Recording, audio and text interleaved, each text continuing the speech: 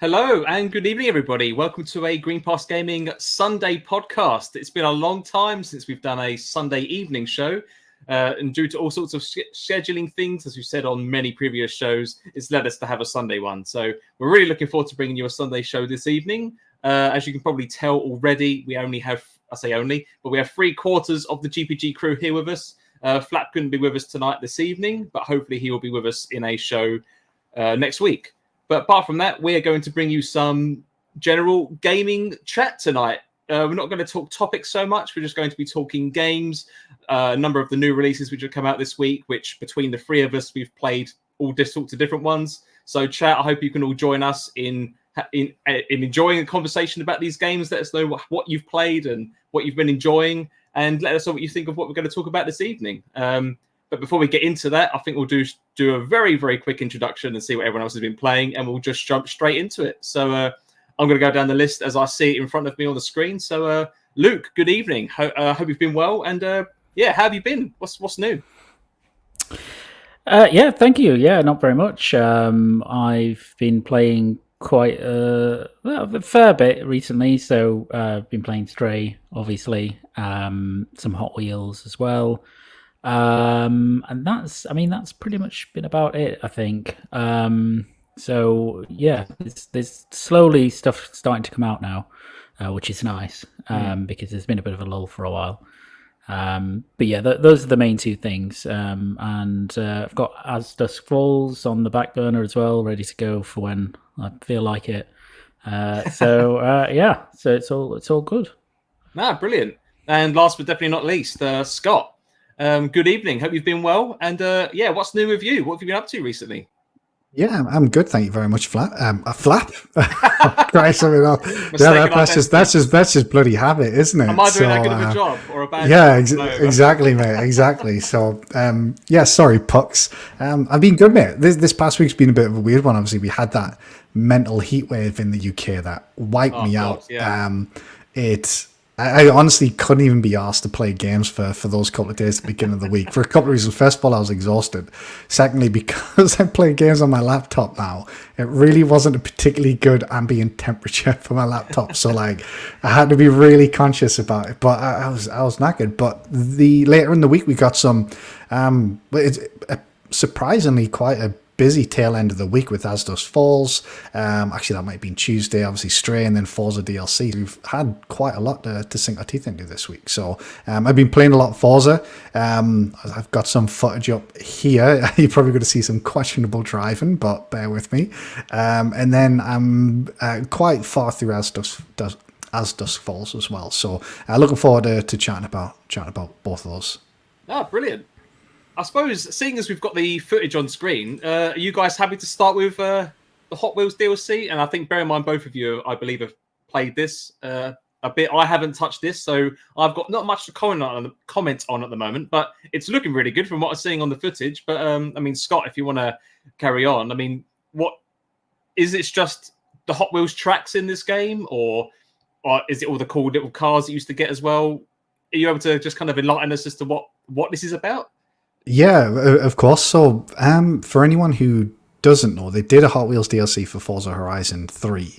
And I guess just to get out of the way, I was honestly a little bit kind of, I don't know, I wasn't particularly excited for them to just go back to Hot Wheels again when they first announced it, but having played the game, my initial impressions are that it's vastly improved compared to the DLC for 3. But essentially what you've got is a new area of the map that's split into 3 sections, a forest area, a ice area, and a more rocky type area. The ice area's got kind of lava.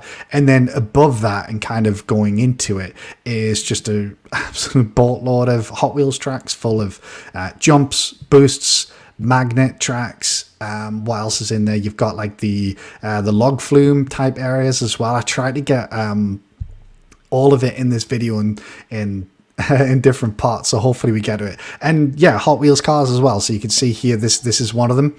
I've only unlocked 3 of them so far. I think I've got this one, I've got the Bone Shaker, and then I've got a third one, which name has escaped me at the moment. But I'm not too sure exactly how many cars are in there. But yeah, you've got the Hot Wheels cars that come as part of it. Obviously, you can race in your regular cars as well on the tracks. You're not sort of just limited to the Hot Wheels cars.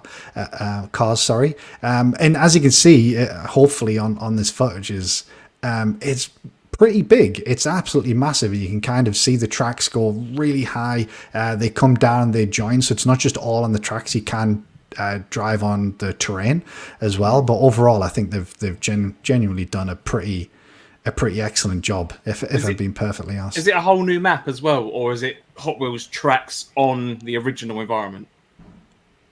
I believe it's a whole new map. Luke, please correct me if I'm wrong. It's an entirely new map with sort of the 3 different, dare I say, biomes as part of it. And then, like I say, the tracks are kind of, if you look on the right hand side of the footage here, they're kind of above and interweaved in between, like the hills and things like that. So it's really excellent.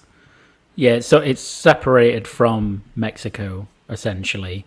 So you can sort of you load into either Mexico or the Hot Wheels environment. So it's essentially the Hot Wheels environment is suspended way above Mexico is the plot.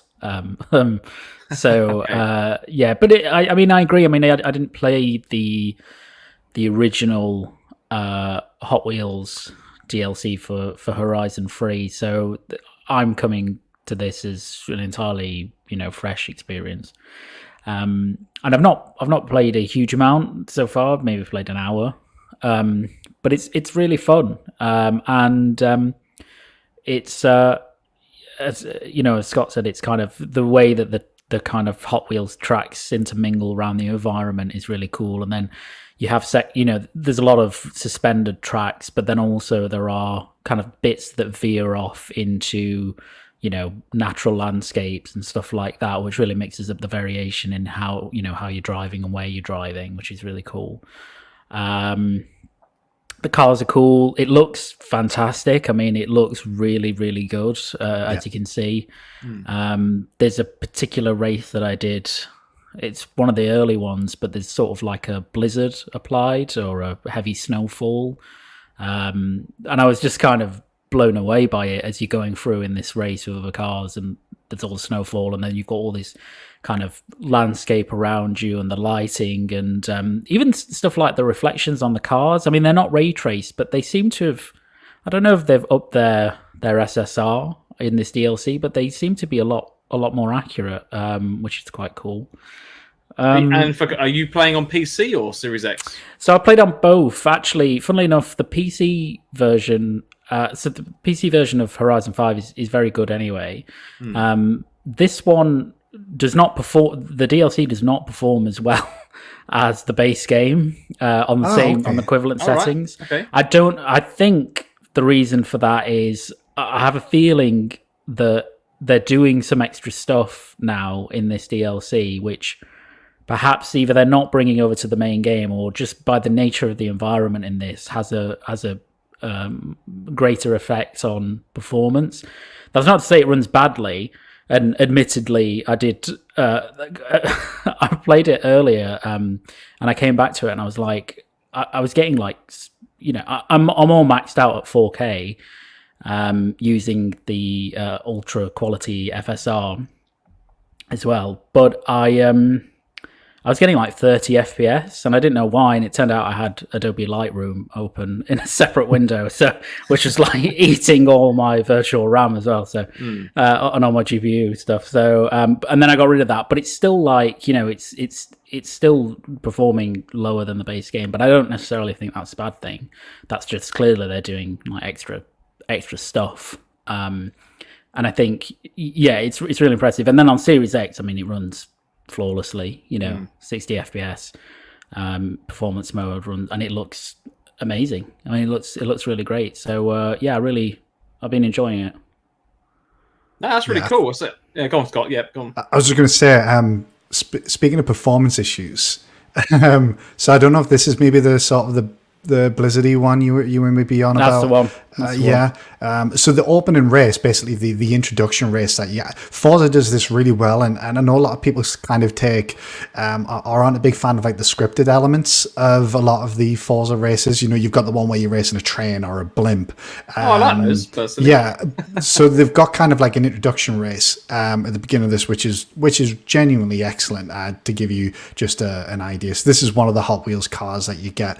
But I think this is the footage where I started getting some really weird graphical issues. See if it's here. Yeah, you can see this here. Yeah. Oh wow! So this was me playing a bit of Rainbow Road on Forza, which wasn't ideal. But I think what was happening is I think it was just like I think I had the settings a bit too high, so you can see here I was kind of going in and customizing to try and fix it. But I think by the end of the stream, it got worse. Nice. Is this you on console as well? Sorry. No. This is me on laptop.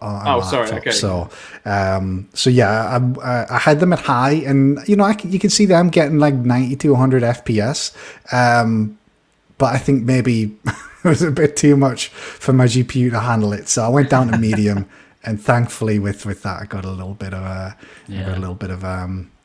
better performance. But I mean, this is only at medium settings, 1080p as well, and genuinely, it looks amazing even at those settings. I've tried it on my Series X as well, and it looks excellent. I've not tried it on the Series S yet, but it really.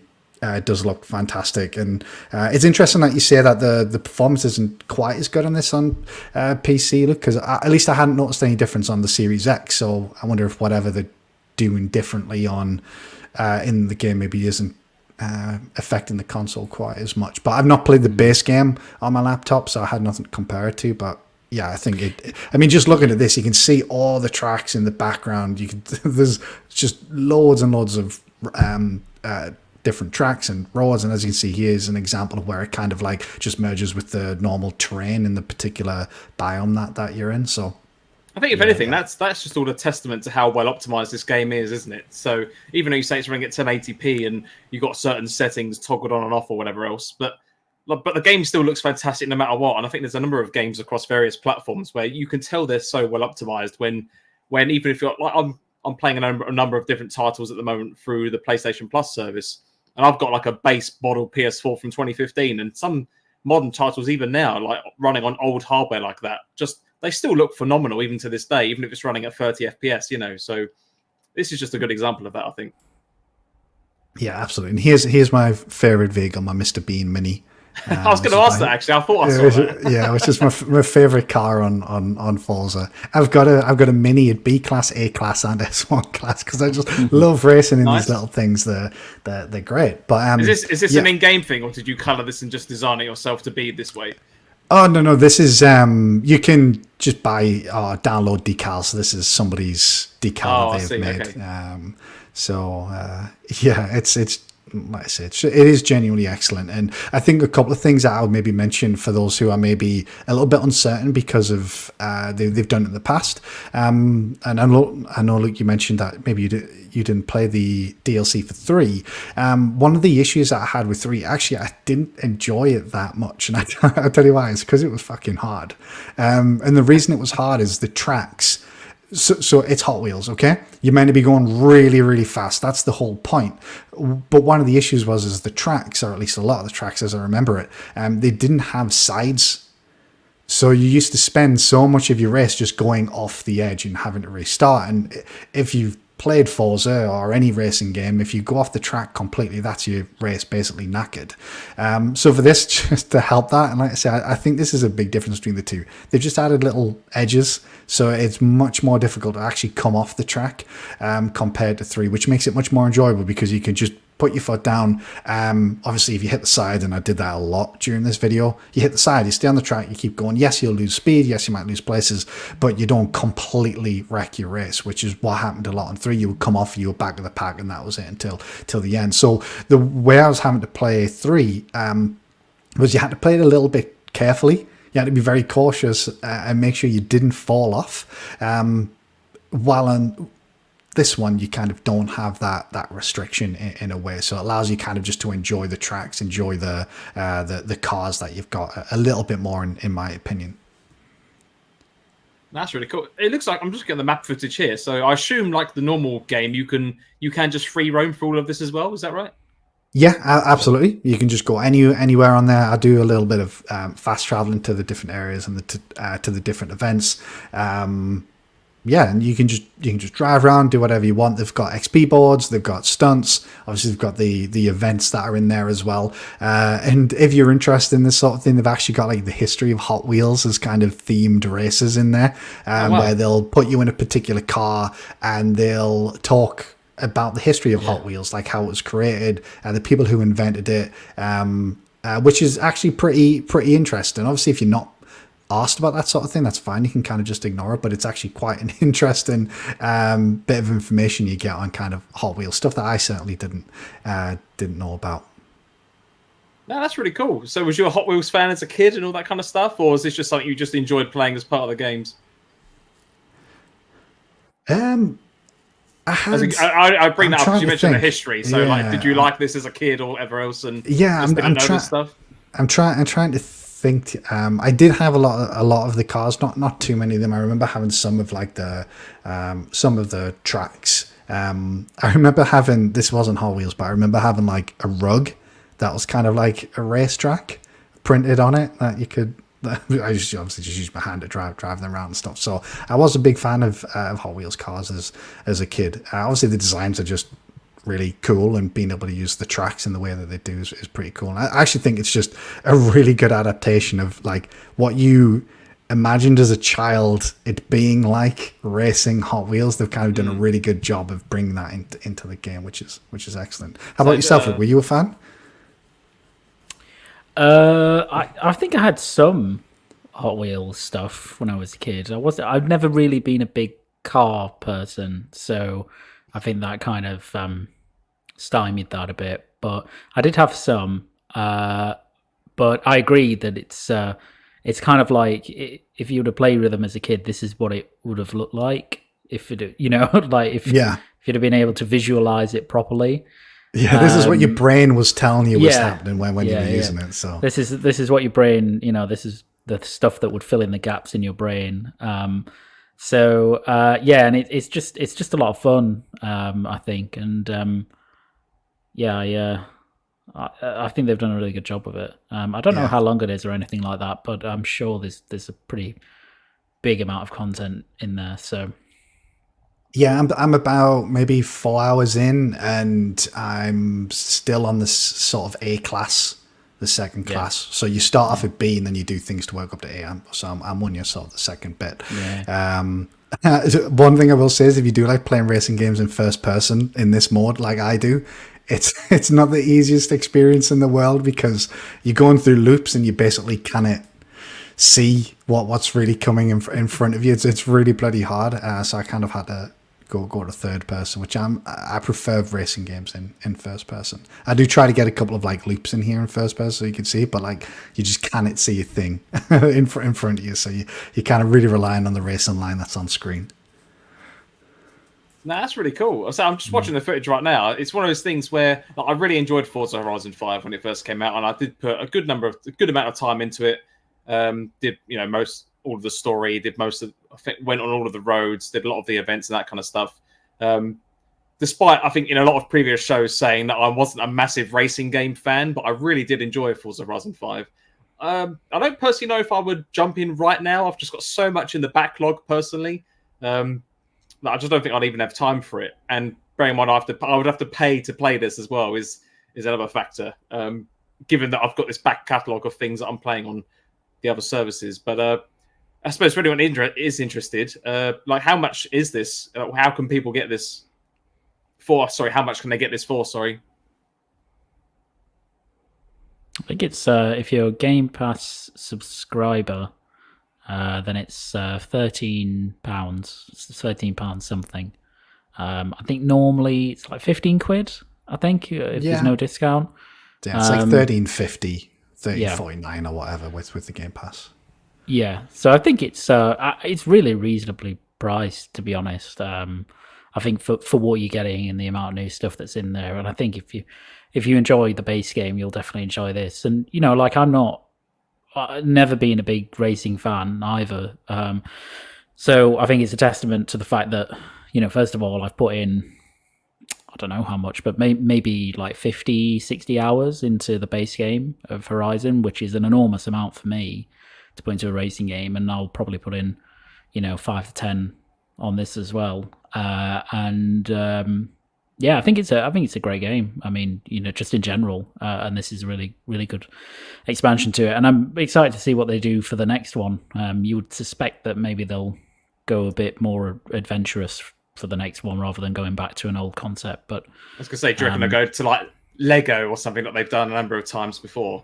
They haven't done Lego yet for this, have they? Or have they? Not for this. They did it for 4. Yeah. Lego. Yeah, hopefully not, because I think people already complained about this being just the same, not the same thing that they've done, but the same concept. Right. Okay. Even though I think that's a bit unfair because this is kind of radically different from everything that I've seen of the one in Horizon 3. They're not copy and pasting here. Yeah. But I think they're very imaginative with these expansions, and they can do some really cool stuff.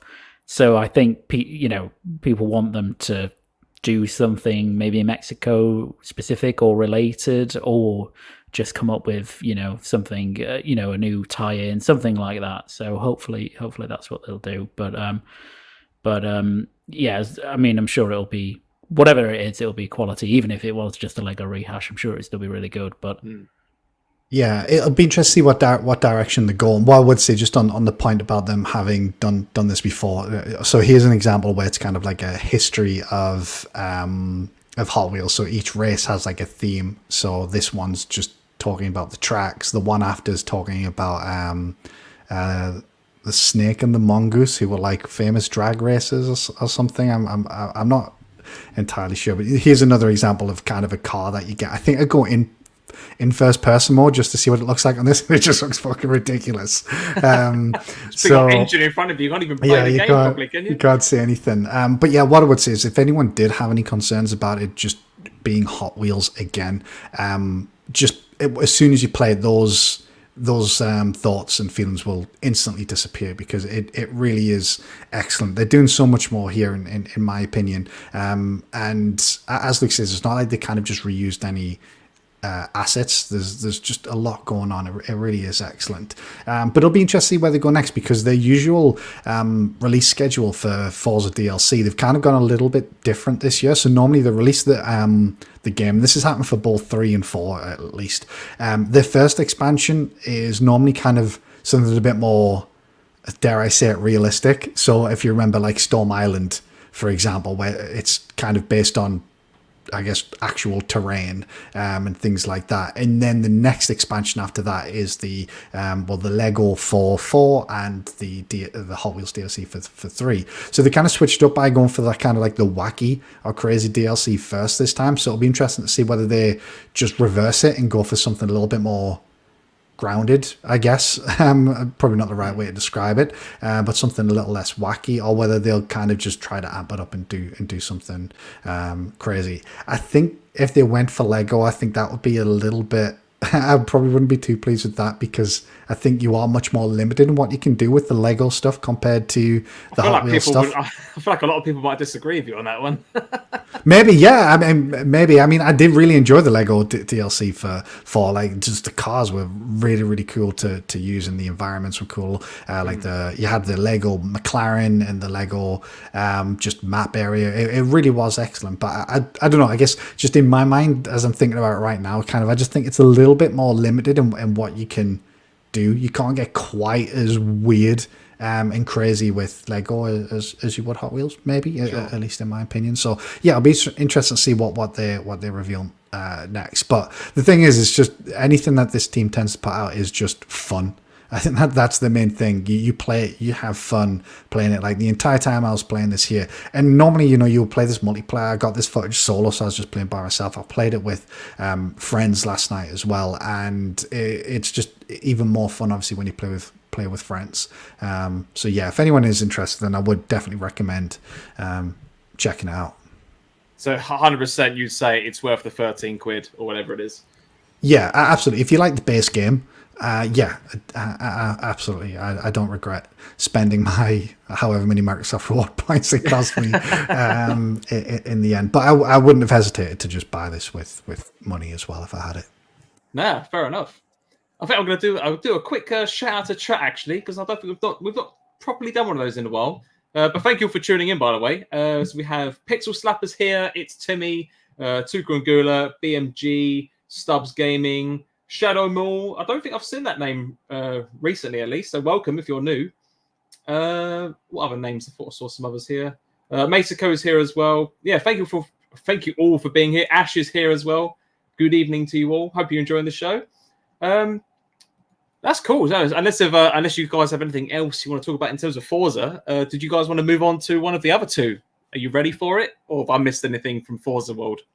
No, I think that's pretty much everything to say on that. Like I say, if you like Forza, if you like Horizon, then you'll undoubtedly like this. Don't let any concerns about it being just another Hot Wheels expansion turn you off in any way, because it is genuinely excellent and a lot of fun. Although actually this bit isn't a lot of fun. There's just, you're doing like 200 mile an hour on the track, and then there's just like people doing about 40 around the track, and I was smashing it because I wasn't paying full attention there. So no, but I think maybe it would be cool to go on to maybe Stray next, sure, because I know both of you guys have finished Stray, I believe. Is that right? I have. Yeah, have you finished it as well, Luke? Yep, cool. I finished it today. That's cool. So I've seen a number of people in chats bringing up Stray as well. So I'm happy to jump in if you're ready for it. Yeah, go for it. What I'd like, if you don't mind, Pux. Obviously, we've seen it. How would you describe it? If you could maybe describe Stray, and Luke, I'll maybe ask you to do the same thing afterwards, because the game I think is really interesting. I can't wait to play it. I have got it. I'm going to play it after As Dusk Falls. But if somebody was to say, right, what is Stray? What type of game is it? How would you describe it? Oh wow, it's almost like a weird, realistic cat simulator, I guess, but set in some strange and mysterious cyberpunk-ish world. Is probably how I put it. I don't quite want to say platformer, because that puts a specific image in people's minds, which I don't think is quite accurate. But almost like a cat simulator, really. And you're kind of arguably accident. For anyone who hasn't played it, we haven't got any footage of it, because it's kind of spoiler territory by playing it. You have to play the game to experience it properly, and watching gameplay, in my opinion, would give it away and arguably spoil it quite a bit. And it doesn't quite have the same. I think just watching it's not the same as actually controlling this cat with the controller. It just has, the way it plays is just quite unique, I think. There's not many games in which the main character is just an animal, and the ones where any game where you do control animals is arguably almost just tacked on, and it's not the best outside of horse riding with your character or whatever else. But no, it's a very unique experience. But yeah, I'll probably say it's almost like a cat simulator. But I'll let Luke. How would you describe the game in your own words? It's quite difficult to describe. I think it's more like an adventure puzzle game. It's probably the way I would describe it. So it's a linear adventure puzzle game, in the sense of it's not open world. It's kind of guided in these bigger areas. Yeah. A lot of it is about discovery, finding things, working things out. Obviously, there's a central plot that runs through the game, and then all of the kind of interactive stuff that you're doing is essentially puzzle based. There is a bit of action, but it's not the focus. There's even a bit of stealth actually at points. So yeah, it's like that. It's a bit like, I think if I was, comparing it to classic games, it's a bit like sort of like Eco or something like that. Something that for me to Ueda would maybe make, not like Shadow of the Colossus, but Last Guardian, something like that. Except you're a cat. So that kind of game. And I think it clearly takes a lot of influences from those games, funnily enough. But it's really an exceptional game. I think it's really, really well made, and I think as Puck said, you kind of you need to play it to feel it properly, because I don't think videos convey, how tactile it is, how fun it is to actually control this cat, and how it really. I think what it does really well is it makes you look at environments, in your world, so much more differently than other games, because the sense of verticality in this game's really high. Haha, no pun intended. But you look at the world as if you're a cat, because you are a cat, right? And you look at exploring the world as if you're a cat, which I think's something that is really clever. It's really not an easy thing to do. And it's not platformy, as in, I think the way they've done platforming in this game is really, again, clever and really a good idea, because the way that platforming works is it's not like, a Mario or something like that, where you have full range of control about where you're jumping and how you're jumping somewhere. It is kind of all contextual surfaces, so you can just look at somewhere and, if you're on the PS5 or PS4, X will pop up indicating you can jump to it. You press X and the cat jumps to the surface. And I think they might have spoken about it previously, and they said they didn't want to do that kind of free roam platforming because it would just be frustrating because of the nature of how cats jump and the things that they jump onto being really small surfaces. So it would have been a real pain in the arse to get that right. And having played it, I completely agree with that sentiment as well. I would have hated it trying to balance on his tiny little... Trying to balance on pipes and rails and, small fan ventilation system. All of that stuff would have been a nightmare to actually do as a normal platformer. But it's still, even though it's that kind of platforming, it's still really fun. It's really fun to do. So I'm really it's really impressive, actually, I think, how they've done it. And I think, it's such a great looking game. It's really impressive visually, artistically. The way that they use light in that game is exceptional. Art direction is exceptional. Even on base PS4, it looks and runs phenomenal. It looks great. Is it 60 FPS on PS4? I assume it is, but no, it's not. Base, it's 30. Is it 30? Oh, okay. And PS4 Pro is 30 as well. Believe it or not. Oh, okay. Oh, right. Okay. So it on PS5 it's 60, which I think helps. Although you don't. I mean, it's not as if you need the higher frame rate on the game, because it's not as if you're doing super difficult, things. But I just think it's great. It's got really interesting and kind of emotional story as well, and it's just great. It's just a great game, and I think, obviously, if you love cats, then they've absolutely nailed, everything about a cat, really. From its movement to the amount of mischief you can cause and kind of the attitude of that animal. It's all condensed into the game. So I would even extend that to say that even if you don't like cats, which is the category that I'm in, you still love it. You still love the game. I remember when the trailers first came out. I believe, Luke, from the offset, you was really excited for this game, and I think Indie Gamer and a number of others were as well. I myself, I liked the look of it, but I just couldn't tell what the game was. And it's one of the reasons why you need to play it to kind of really get it and to really experience it. Because from somebody who watched the trailers and not thinking much of it, knowing that I had it there at my disposal to just download and play, obviously I took advantage of that, as why wouldn't I? And it's become one of my favourite games of the year. I'm quite confident in saying that. That's how much I liked it. I did it in about 6.5 to 7 hours, so it's not a massive game, and that's even me not having 100%ed it. So there's still more for me to go back and finish. And I like how there's all the optional parts where if you stumble across them, you can do them, but there's no inbuilt quest log or things like that you have to keep track of or or pointers to follow. It's literally you are this small cat in this respectively large world from your perspective, and you're just trying to figure out what's going on. And you can.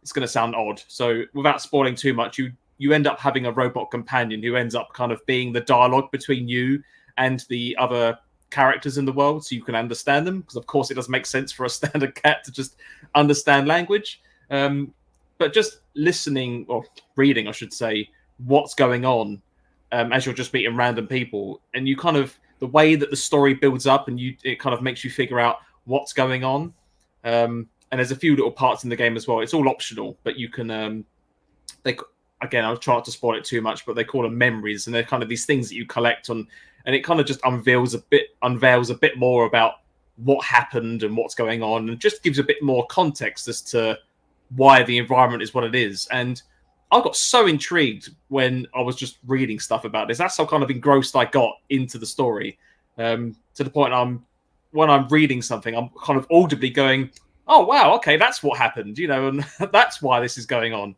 I think it's a fantastic game. Everyone, please go out and play it if you can. Yeah, and I think it has, and I think Scott will know exactly what I mean when I say this. It has the advantage, like one of the big advantages of this game, one of the plus, in the tick column for being a good experience is it's short. It's not very long.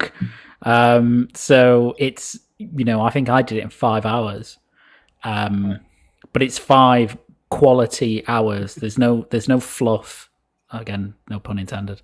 There's no fluff in the game. There's no padding. There's no bullshit.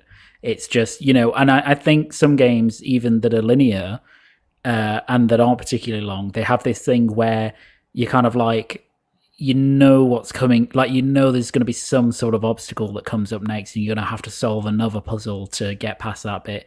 I never got that in Stray. They always kind of paced it really well. So I never thought, oh, fuck, there's some bullshit coming up again that I've got to go through for another 20 minutes before I advance the story or whatever.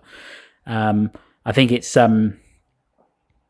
just super well done. It's just really well done. And I would, again, I mean, look, if you've got a PlayStation, it's available on the extra and premium service, so it's just included.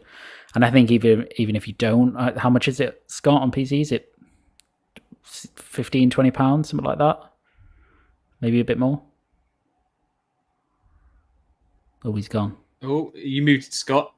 Yep, that would be me muted. Apologies.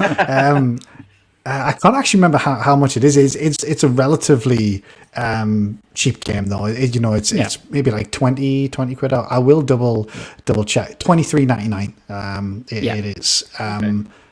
But I think just a point that you make there, look, that I would like to touch on is just the kind of the length of the game. Where you say you complete it in 5 hours, but they're 5 quality hours. I take that any day of the week over a 50-hour where 90% of it is just fluff or added content, or I have this often with kind of JRPGs. I know it's a weird comparison, but they've often just got unnecessary difficulty spikes in certain elements of the game to force you to go and grind and do side stuff before you return to the main story. So that, to me personally, has me really excited to play the game, because I know I'm going to play it based on all the amazing feedback that I've heard from both of you guys.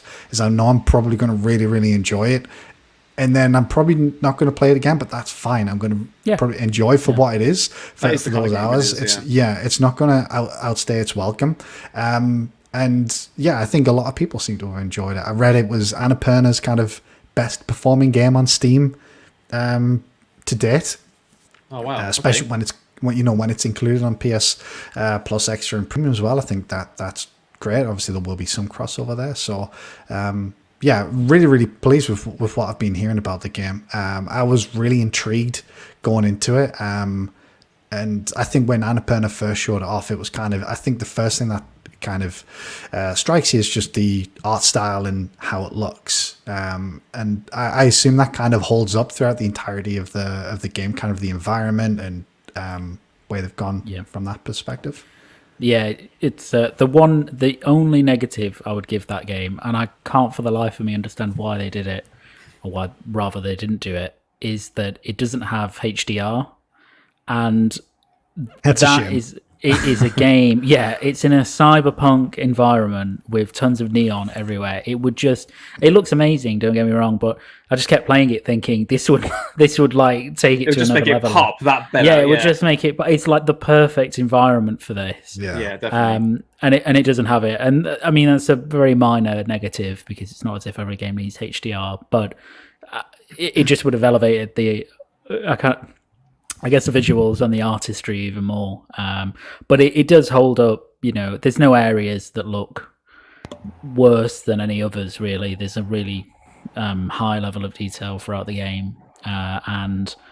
It's just, like I said, the lighting that they use is just, it's all baked in, but it's just so impressive, like the way that they've lit the city. It almost feels more cyberpunky than something like Cyberpunk 2077 at times. Like it feels, it's everything. I mean, it's only small environments by comparison, but they're so dense with stuff, with objects and geometry and characters and detail across the ground. And it feels like a really lived in real place, which is probably the best compliment I can give it.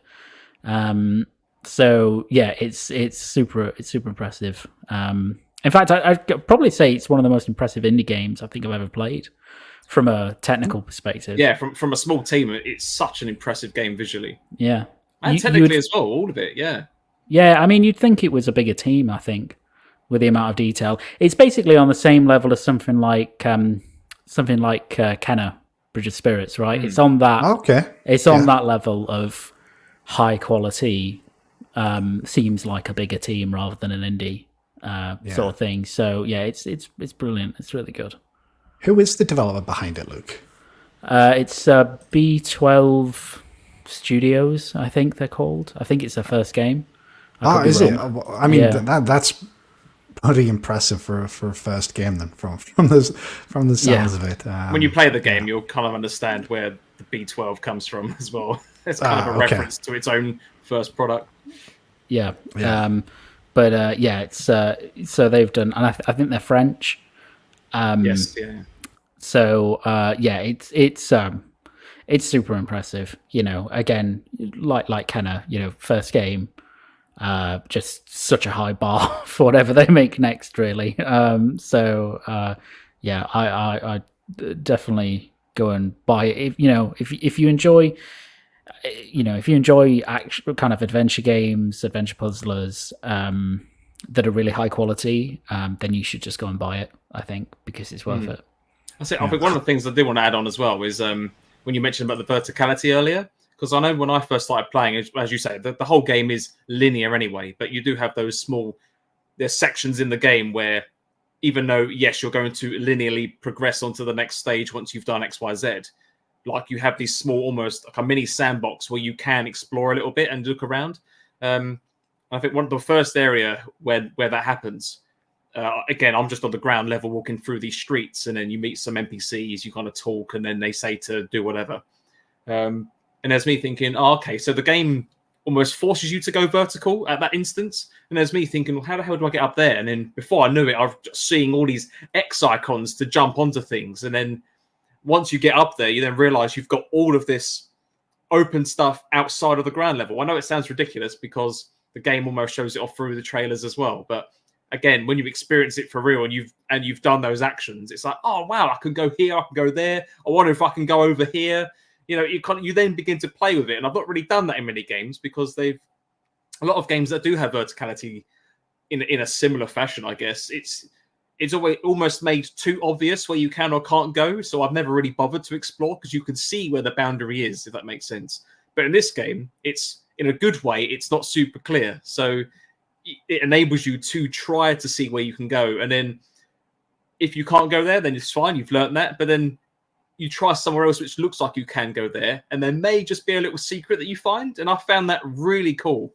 That small sense of exploration really pays off. And I think, as you said, Scott, because it's not like a massive 60+ hour campaign with, collectibles and hidden secrets littered everywhere. Like, you don't get bored of looking around because the environments respectively aren't massive. So it just made it, as you said, it was just much more fulfilling, I think, knowing that it wasn't a massive game, yet I've got all that enjoyment out of it rather than having question marks crammed in on a map and getting bored of going to each one just to find, I don't know, some thing. Yeah. But no. In terms of that exploration, I think I might have saw somebody in chat mention this before. So obviously the environmental exploration as a cat is obviously a massive part of it. And you mentioned there, Pucks, how it kind of highlights where you can jump.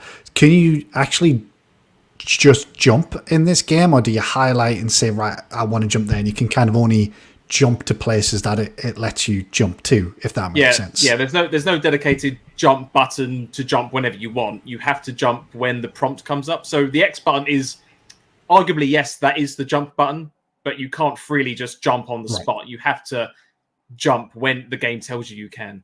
And I think I saw something in chat actually about apparently that's put some people off, which I found quite surprising. But then I think it comes from, if you haven't played it, you have to play it to kind of understand that it makes sense, because yes, it's a cyberpunk world and obviously it makes no sense like a lot of games. It's its own isolated story and it is what it is. But at the end of the day, you are a cat, and I don't think, in my, this is from me who didn't like the game from the trailer originally, that it doesn't make sense to be able to do that.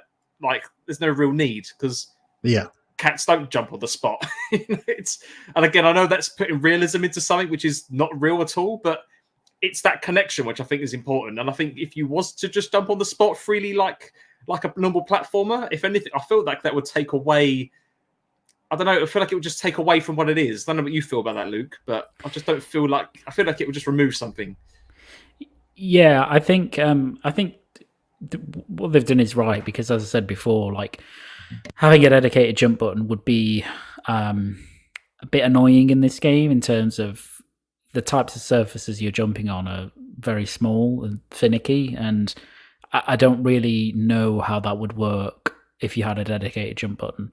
And I think the other thing is that by doing it the way that they've done, they make the animation transition really smooth and fluid, a cat jumping, and it kind of immerses you more into being a cat. Whereas I think it would just look weird and kind of wacky if you were doing these sporadic, silly jumps around the environment, trying to jump on a pole or something like that.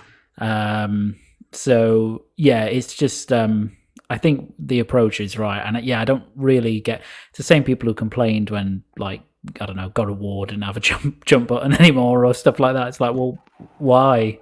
Why is that? It's not, they're not platformers. It's non-platforming game, so you don't really need it. And the way they've done it is a compromise in a sense, but it's the best, I think. But having played it, it's by far the best choice that they could have made, really. It's really good. I think I'm just really impressed by it. I just think that they just did such a great job. I was always interested in it anyway from when it was announced, obviously. But you never really know how they're going to turn out, some of these games, particularly from a brand new studio. Yeah. So it's been a really nice surprise to see that it's actually just an excellent game. So I've just seen a comment in chat as well from BMG, half jokingly saying, "Is there a lick your own bits button?" However, there isn't, but there is a meow button.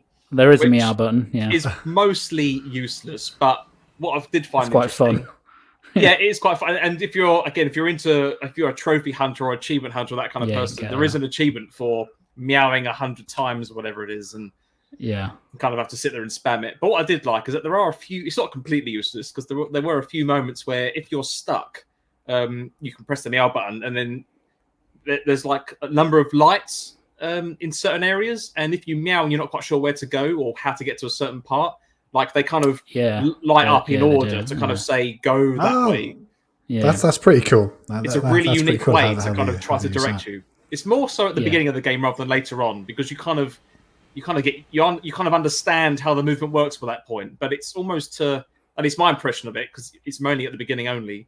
It's kind of almost to try and guide you as to, how about you try going here and try to maybe jump on these things? And it's like, oh yeah, that's what I have to do. So I've definitely had a few moments of that early game where I was like, what the hell? I'm not seeing any prompts to go anywhere. And it's like, oh, I've got to do this, and then I can jump up the head. Yeah, and there's what I liked as well, which I only figured out probably an hour in, is that so the game has it has cutscenes effectively, which are all real time. It has a few that are FMVs, basically some of the bigger stuff that happens, but for the most part, they're all real time, and you can just spam the meow button during it, and the cat, yeah, the cat will just meow and animate meow. As other stuff is going on, which is just I didn't brilliant. know that. Yeah, so if you go back and try it, which I found out because I just pressed it by accident, which was really cool. And there's all sorts of if you like cats, there's all sorts of interactive, environmental cat-based shenanigans that you can get up to, which is a lot of fun as well. So it's go and meow in the cutscenes. It's really I'll bear that in mind.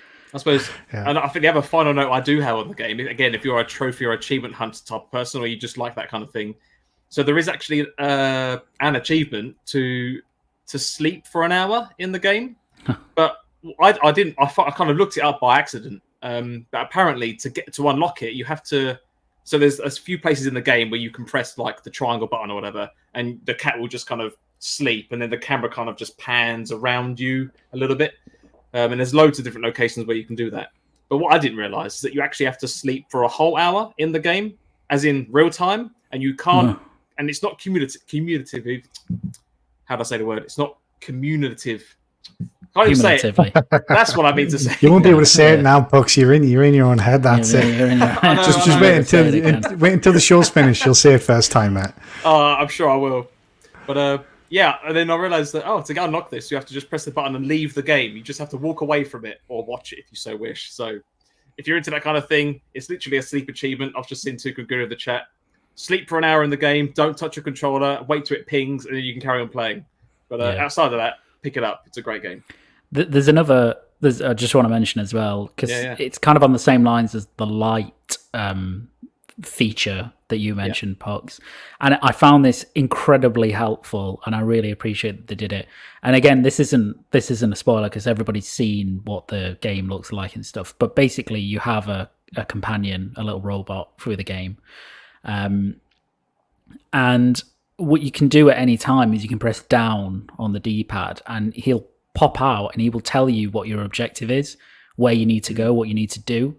And it's really helpful because sometimes, especially if you go away from games for a long time, like it might not be immediately clear. And there were times where, I was doing different stuff in the environment. I would just, be interacting with stuff and having play around, and I would just forget, what am I supposed to do again? Or maybe I didn't see the cutscene quickly. And being able to just press down and get like a, explainer essentially of what to do was really helpful. In addition to, as you said, Pucks, the light thing that they do, which is really clever. So yeah, I think we've sung.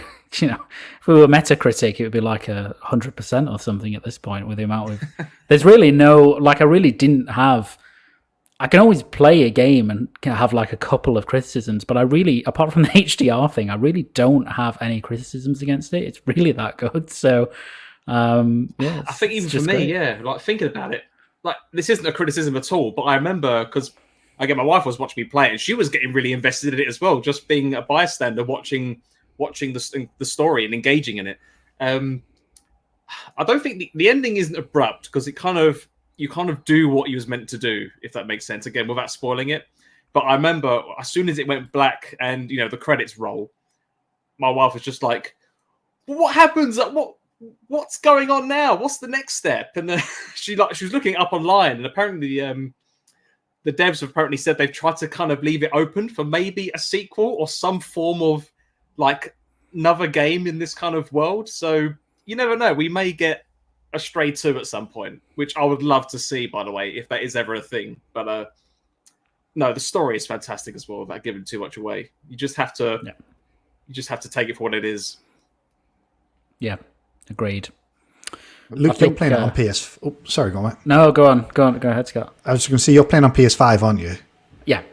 Does it use haptics at all? It doesn't. Well, yes, it does. It does some really cool things with haptics. Actually, doesn't use many related to the triggers, if any, I don't think. But the one thing it does do, which I just really loved, was that if the cat starts purring, it will rumble like a purr, and it plays the purr sound through the speaker, and it's identical to Jim, who's one of my cats. Like, so I'm literally there, like, oh, there you go, good Jim, rubbing the controller. But so it does stuff like that, which is really nice, and some other little haptic-y stuff. But that's like the main thing. It doesn't have much interaction on the triggers as a game, so there's nothing really they could do on that. But yeah, it does use that, and it has. I think it uses 3D audio as well. Yeah, it's a great experience. Nice. It's awesome. Definitely check it out, people. Yeah, but I was going to say, I think as we've probably exhausted Stray, we should probably move on to As Dusk Falls, which is kind of a good one to go to, actually, because, again, like a lot of the games in this, not all of us have played this. And in fact, Scott, I think you're the only one who's actually played this so far, and you've got quite far into it. So I kind of came to this, I think, as people know, I was always very skeptical of this game because I always said that a lot of it rested on how good the story was going to be. I mean, all of it essentially rested on how good that. And I was really pleased when reviews started coming out that people were like, actually, it's a fantastic story. Has that been your experience so far, Scott? And how far have you got into it? Yeah, so the game's split into two books, book 1, book 2, and then each book has 3 chapters each, so there's 6 chapters in total. I'm about halfway through chapter 5 at the moment, so I'm getting towards the end of the story. Obviously, I will keep this spoiler free, so if anyone's playing, don't worry. Obviously, I don't want to spoil it for anyone who's excited. As he said, the entire game is the narrative. And yeah, I was skeptical going in, similar to yourself, Luke, because obviously they couldn't give too much about the story away, which I think put a lot of emphasis on the art style, which was quite divisive, understandably so. And I think, so first on the art style, that has actually grown on me quite a lot. I actually really like what they've done, and the more I play it, the more I've enjoyed it. Like the subtle way that they use animation. Not all of it's kind of in that. I don't really know how to even describe it, to be perfectly honest. There is some kind of animated bits as well, but also the way they kind of portray emotion and feelings in the character's face and body language. They've managed to do that even in this kind of picturesque, I guess, 2D art style that they've chosen. But in terms of the story, I've really enjoyed what they've done with the story. The main thing that I have concerns with these types of games is whether your choices actually matter. Often with decisions, ultimately what you might be choosing is just the dialogue, but the outcome is the same. But for this, the choices that you make throughout have a real genuine and meaningful impact on what happens next in the story, and not just what happens in the next couple of minutes, but also in the next couple of hours as well. So there's a few ways that they do that. So the first way is obviously just your responses to characters, and the way that I've started playing the game, and this happened quite quickly and quite naturally, is you build just an idea of each of these characters. So you're not playing as one character, and you're not just making decisions for that character. The story cuts between different perspectives, and you make choices for multiple characters throughout the game. And you kind of develop just, I guess, an understanding or a feeling for how that character is. And everyone's perspective on that will be different. So kind of the way that I'm playing through it at the moment, and obviously you can play it through multiple times. At the end of the chapters, it kind of shows you what direction you went and where you could have gone. It doesn't show you what happens, but kind of shows you the paths that they are, depending on the choices that you make. But it's kind of turned into kind of like, my playthrough is kind of the only or the right playthrough, if that makes sense. And every other playthrough is kind of the wrong playthrough, because I'm choosing my decisions not based on how I think the character, on what I want to happen, but how I think that character would be, because I've developed kind of an understanding of who that character is, or who I think that character is, and then I'm making choices based on that understanding.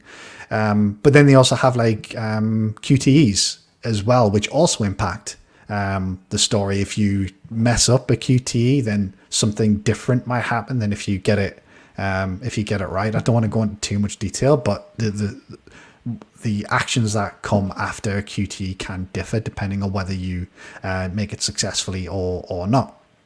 And like I say, it's just they've all got genuine meaning behind each one of those. I don't think it's a spoiler to say, obviously, there are a number of characters in here, and the decisions that you make will directly impact that character quite a lot as well. It's difficult to go into too much detail, like I say, without spoiling. But I really like the direction they've gone with the narrative. I'm really excited to see how it finishes. The only thing I didn't like, and I don't like this in any game, if I'm being honest, is one of the QTEs has a mash button. I hate anything that requires mashing, but thankfully in the accessibility options, of which it's got plenty, you can actually turn that off. So yeah, I'm really, really enjoying it, and I do think you'll really enjoy it as well. Look, I've seen Indy in the chat. He says he's really enjoying it. I think he said it was awesome. It's got an epic story, so I'm not alone in that. And obviously the general consensus is that the story is quite good as well. Yeah, Indy's just touched on the fact that the QTEs actually mean something to have an impact if you're sort of react. The only thing with the QTEs, again, just on the mashing point, is the mashing one is the most difficult. It's the easiest to mess up, because I don't like it because I've turned it off. It just replaces it with a tap. And what that means is it's really easy. It's very difficult to mess up the QTEs when you remove that function. So just bear that in mind if you kind of want to add an element of difficulty to it. It's not awfully difficult, but it does make it a little bit easier. So yeah, so that's sort of where I'm at the moment. Like I say, I'm in the middle of chapter 5 of 6. Similar to Stray, it's not an awfully long game. It's probably about 6 hours in total. I'm probably about 4.5 in at the moment, with a chapter and a half to go.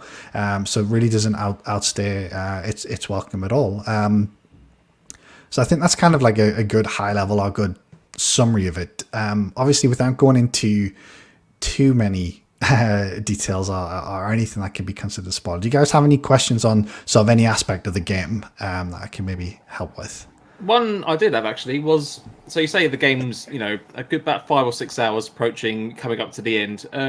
Is it just a one playthrough game though, or is it one of those ones where you have multiple endings and there's like, would you play it again and select different choices? Because I'm aware there's a number of choices, which I saw Indy say earlier in the chat as well, that it feels like your choices actually have a real impact in what happens and what occurs.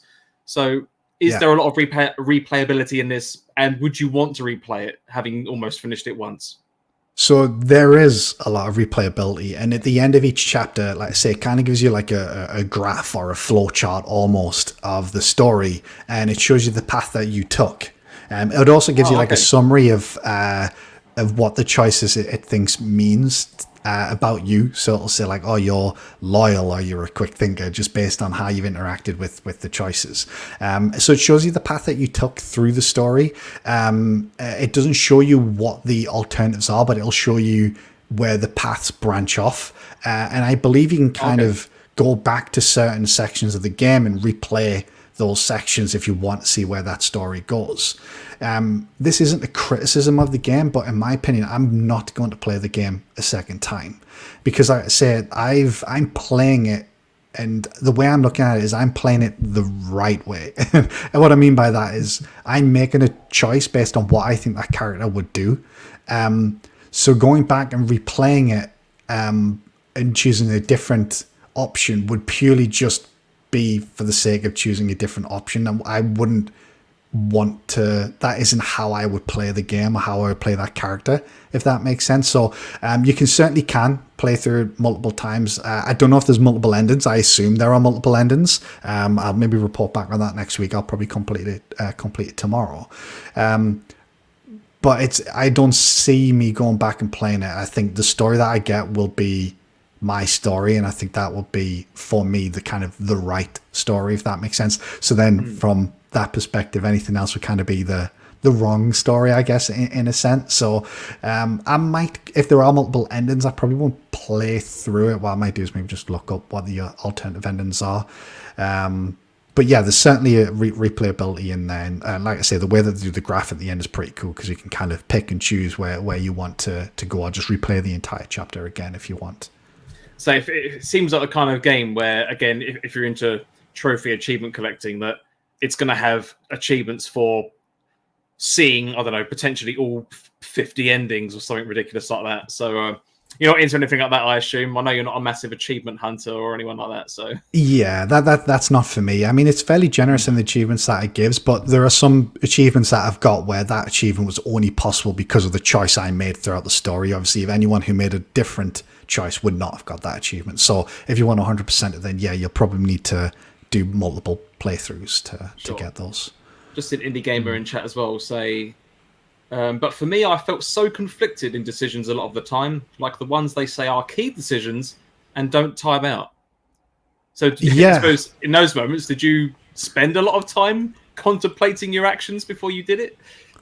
Yeah, there are a few. So there's kind of two ways that they do the actions, I guess. So the first one is it'll be kind of it's dialogue based. So somebody says something, asks you a question, you have multiple choice options, and I believe those are timed. You got about 20 seconds to make a decision, which isn't an awful lot of time. But then there are significant parts of the story where you've got to make a big decision on what direction you want to go. I believe they're referred to as crossroads in the game, and those I believe you don't have a time now on, because they're so I guess important to the direction the story is going to go. They don't force you to make a quick decision there, but some of them are really, really difficult to make. I would love to give an example of one that really stands out.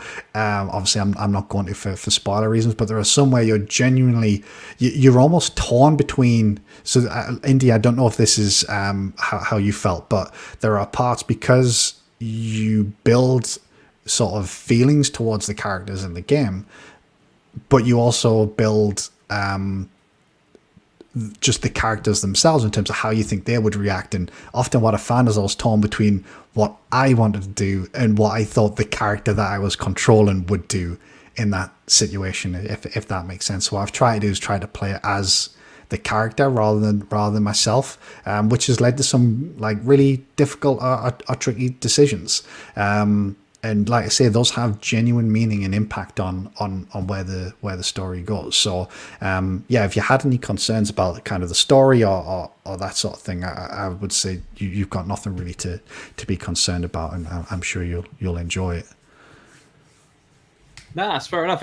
That's one thing that's a shame about, again, both Stray and this game, in that as much as we both want to talk about them in more detail than we already have been, it's you just can't, can you? Because it's all spoiler territory without giving anything away. So yeah, it would be cool maybe in a couple of weeks once the dust has settled on it. And if you guys, Pux, are you going to play through it?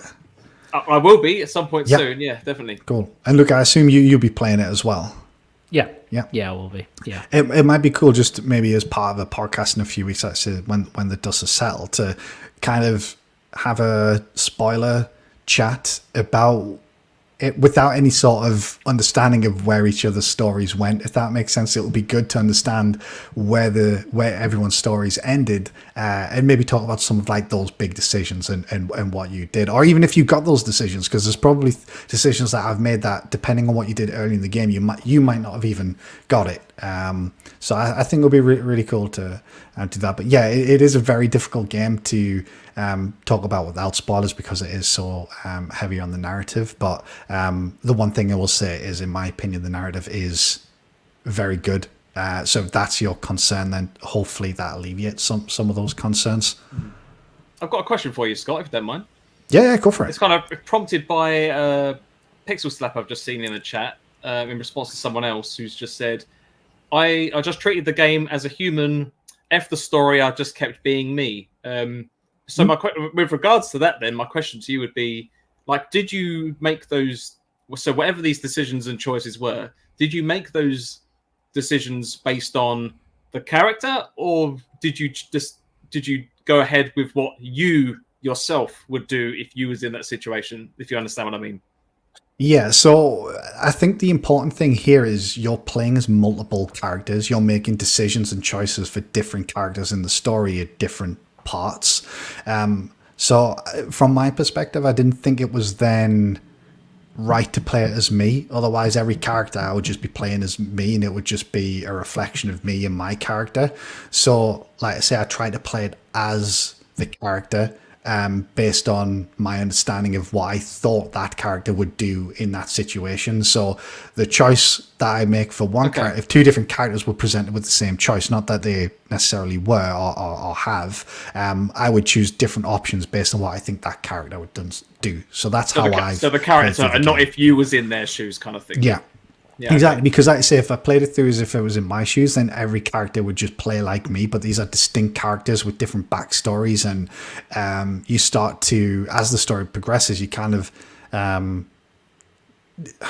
get an understanding of maybe why that character is how he is or what led to that point. So I don't think this is a spoiler, but the way kind of the story works in some parts is it does flashbacks, so you might... there'll be an element of the story that you're playing and you might get a certain impression of the character based on that, but then a flashback of the story kind of helps you understand why that character might be like that, or is in that position, or has made that decision, which gives you a greater appreciation of who they are. And what that's kind of led to is an interesting thing where I made the decision based on what I thought that character was at the time, but then maybe as the story develops, I've gained a better appreciation of why that character is how they are.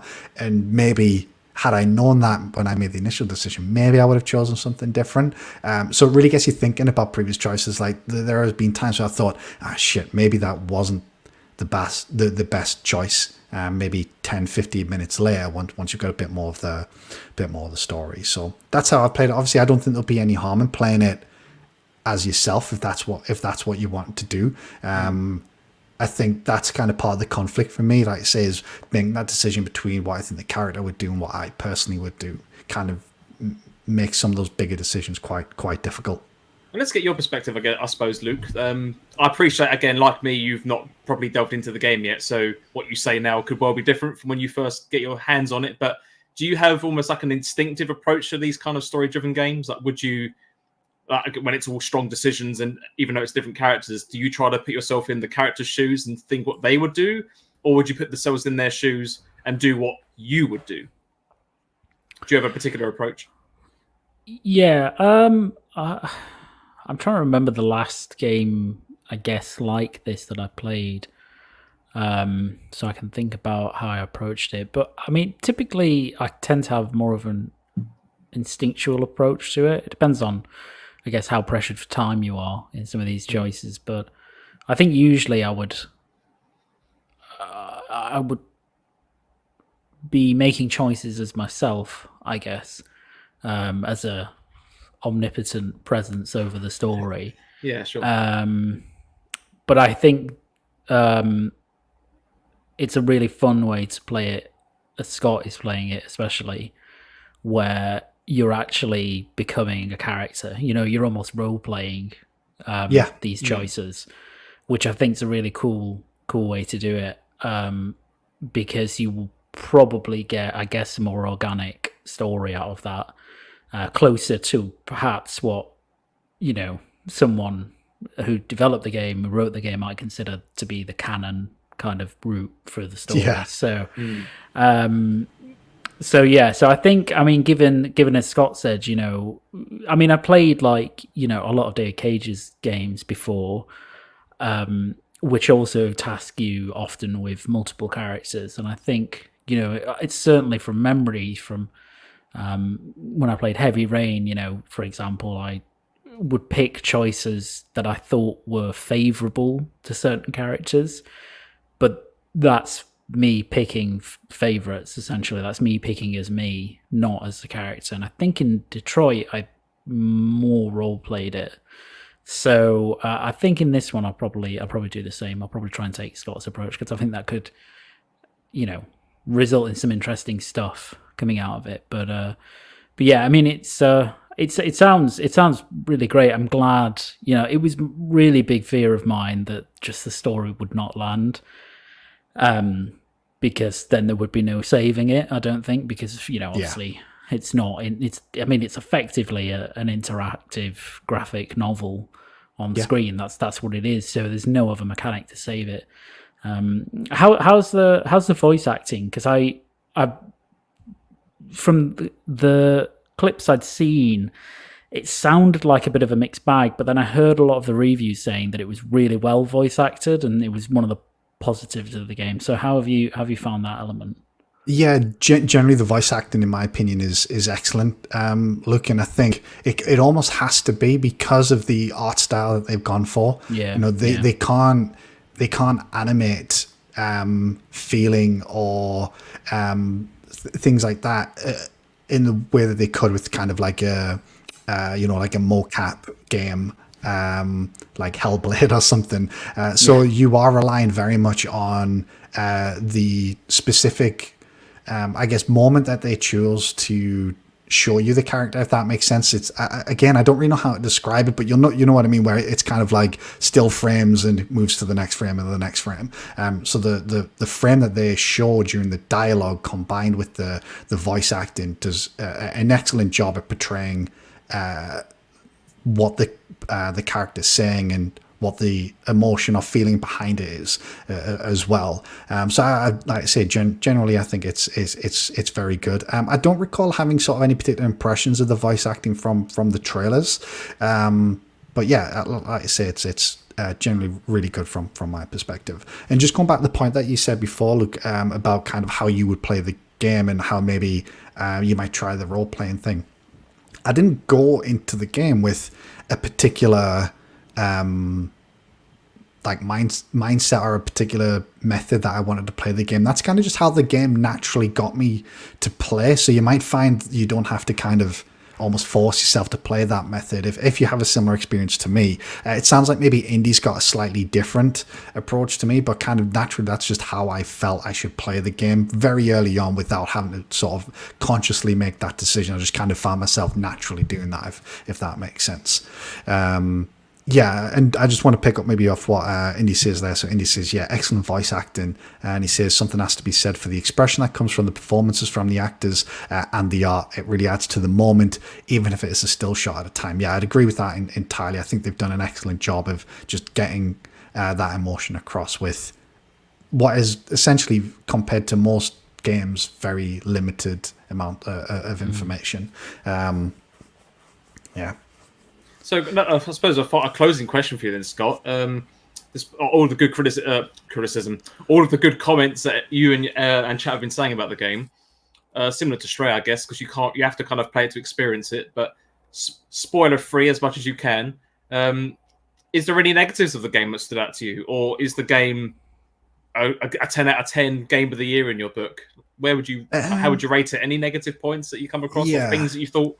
I wish that wasn't quite how it was, or whatever. Honestly, not really. I think I won't be able to form like a good opinion on that until the game's finished, because there's a portion of the game at the moment where there is a character who I'm unsure why this character is doing what they're doing. You've got an understanding of maybe a kind of a brief understanding as to why, but I'm really curious as to.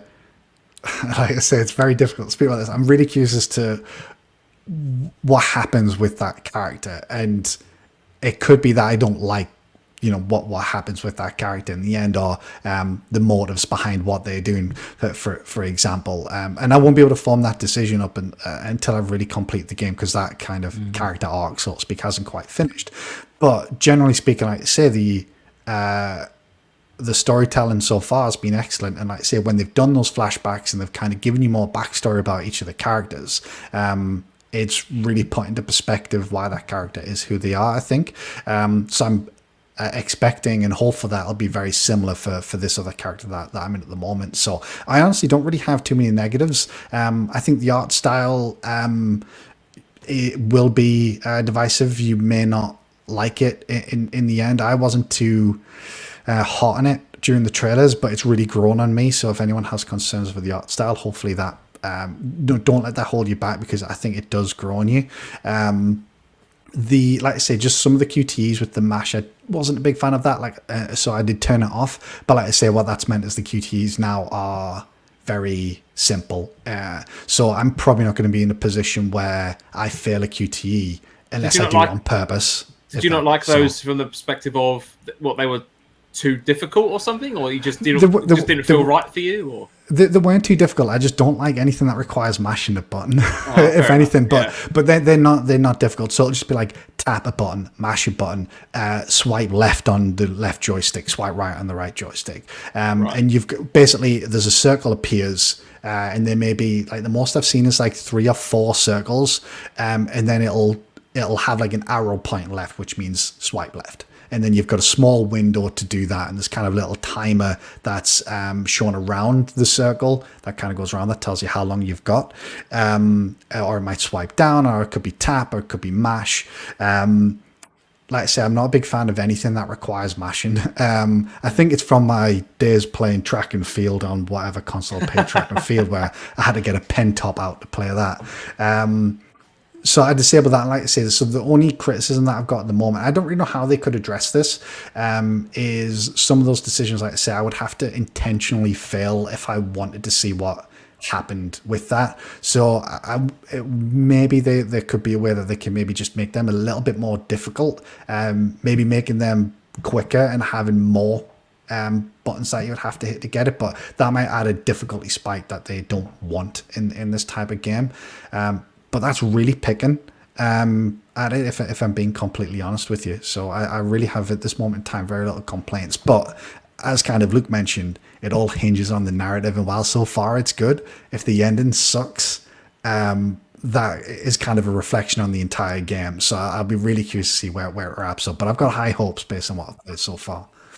I think if 12 minutes has taught us anything, it's to wait until you finish the narrative-heavy game before you analyze it fully. So, 12 minutes before the end, for me, would have been a really good game, and then it was just completely ruined. So I don't think that will happen with As Dusk Falls. But, no, I suspect not. I mean, I guess the thing is, I imagine you would have heard about that from the people who complete the game, from the reviews. It was, I think, it was very evident early on that 12 minutes had issues, and I've not seen anything of that sort for this, thankfully. But yeah, hopefully we're not putting As Dusk Falls in the 12 minutes category when we do our end of year categorization. So no chance of that. I think from the impressions that have come out of the game, which is good. No game should be 12 minutes. That is a bad place to be for a game. Absolutely. But yeah, if anyone's interested, I guess just to quickly wrap it up, actually a couple of little things. Obviously it is on Game Pass. It's on PC and console. Interestingly, it is multiplayer, if you weren't aware. So it's got like an invite code. There's a couple of ways you can play it locally. There's a broadcast mode, so you can play it with like your Twitch chat if anyone's into that sort of thing. I think it would stress me out too much playing it with other people though. But you can play it with your phone. There's an app, so you can use your phone to control and make choices. I've not tried that myself. I've just used a controller. Okay. But I imagine that would actually be a lot easier, because it's kind of got the weirdly, it's kind of got like the Destiny cursor where you're kind of moving around the screen. It's a little slow. You can use the D-pad just to flick between options, but there is an app. Like I say, you can play it with other people. And I think the way that works, I'm not entirely sure. You kind of obviously have to come up with a decision, and you kind of vote on what option it is. So the only issue I've got with that is the story might go then in a direction that I didn't want it to go in, because maybe I got outvoted. So that would maybe be for me. Maybe if I was going to play second playthrough, then I would maybe happily play that, because that would obviously give me a different perspective as well, and I'll be less bothered. But yeah, it is co-op. I think you can play with like as many people as you want. Like I say, it's got an invite code, and it's really, really excellent. So I would definitely recommend checking it out. I mean, like I say, it is 6 hours. So it's certainly not going to outstay its welcome by any stretch. So, no, fantastic. That's really good. No, thanks for your words, Scott. Couldn't even get my words out then, but thanks for yours. No, really good topics. Did you guys want to wrap up the show now? Because I know there's potentially one more thing that I know Luke wanted to discuss. Have we got time for that, chaps, or do you guys need to shoot off? Or no, I'm really curious to hear from Luke actually in particular about the Last of Us, because there's a little bit of drama this week, I think, or maybe it started last week, but there's been a little bit of drama. So yeah, kick us off, Scott. Yeah, Luke. Sorry, yeah. Yeah, sure. I think so. Earlier this week, as most people probably know, although it was launched a little under the radar, there was effectively a 10-minute video for The Last of Us Part 1 remake, uploaded onto the PlayStation YouTube channel, which is kind of a features and performance trailer. So it was it's a trailer that kind of a doc/trailer that talks about the game and the goals for it, gives some more gameplay footage, and talks about really all the features and kind of updates that the Naughty Dog are trying to bring to the game. You know, what kind of elevates it above the original experience. And obviously, you know, I think it's a game that's had this controversy around it to some extent with its price tag relative to, I think, what people see. And that kind of has again ignited, well, two topics really. One about, you know, £70 games, and then another about, you know, value, perceptive value, etc. For games. So I'm just curious, really. First of all, did either of you watch the video or see some assets from the video? And I think, to put it into context as well, there were some leaks earlier in the week of specific clips from the remake project. These were actually before that video went live, so they were kind of not great quality, etc. And again, that's something that ignited this quality or this value debate again. So did either of you have a look at the video or manage to check out any assets from it? I did see the video, but Scott, did you see it? I didn't. Well, up until earlier today when Luke mentioned it, I did see the leaks, funnily enough. Yeah. So the leaks, or should I say more the discussion surrounding the leaks, which, you know, the value and all that jazz. I certainly saw that, but I didn't actually realize that they released anything official until Luke popped it in our chat. So I have watched it since, and I have found it is a very.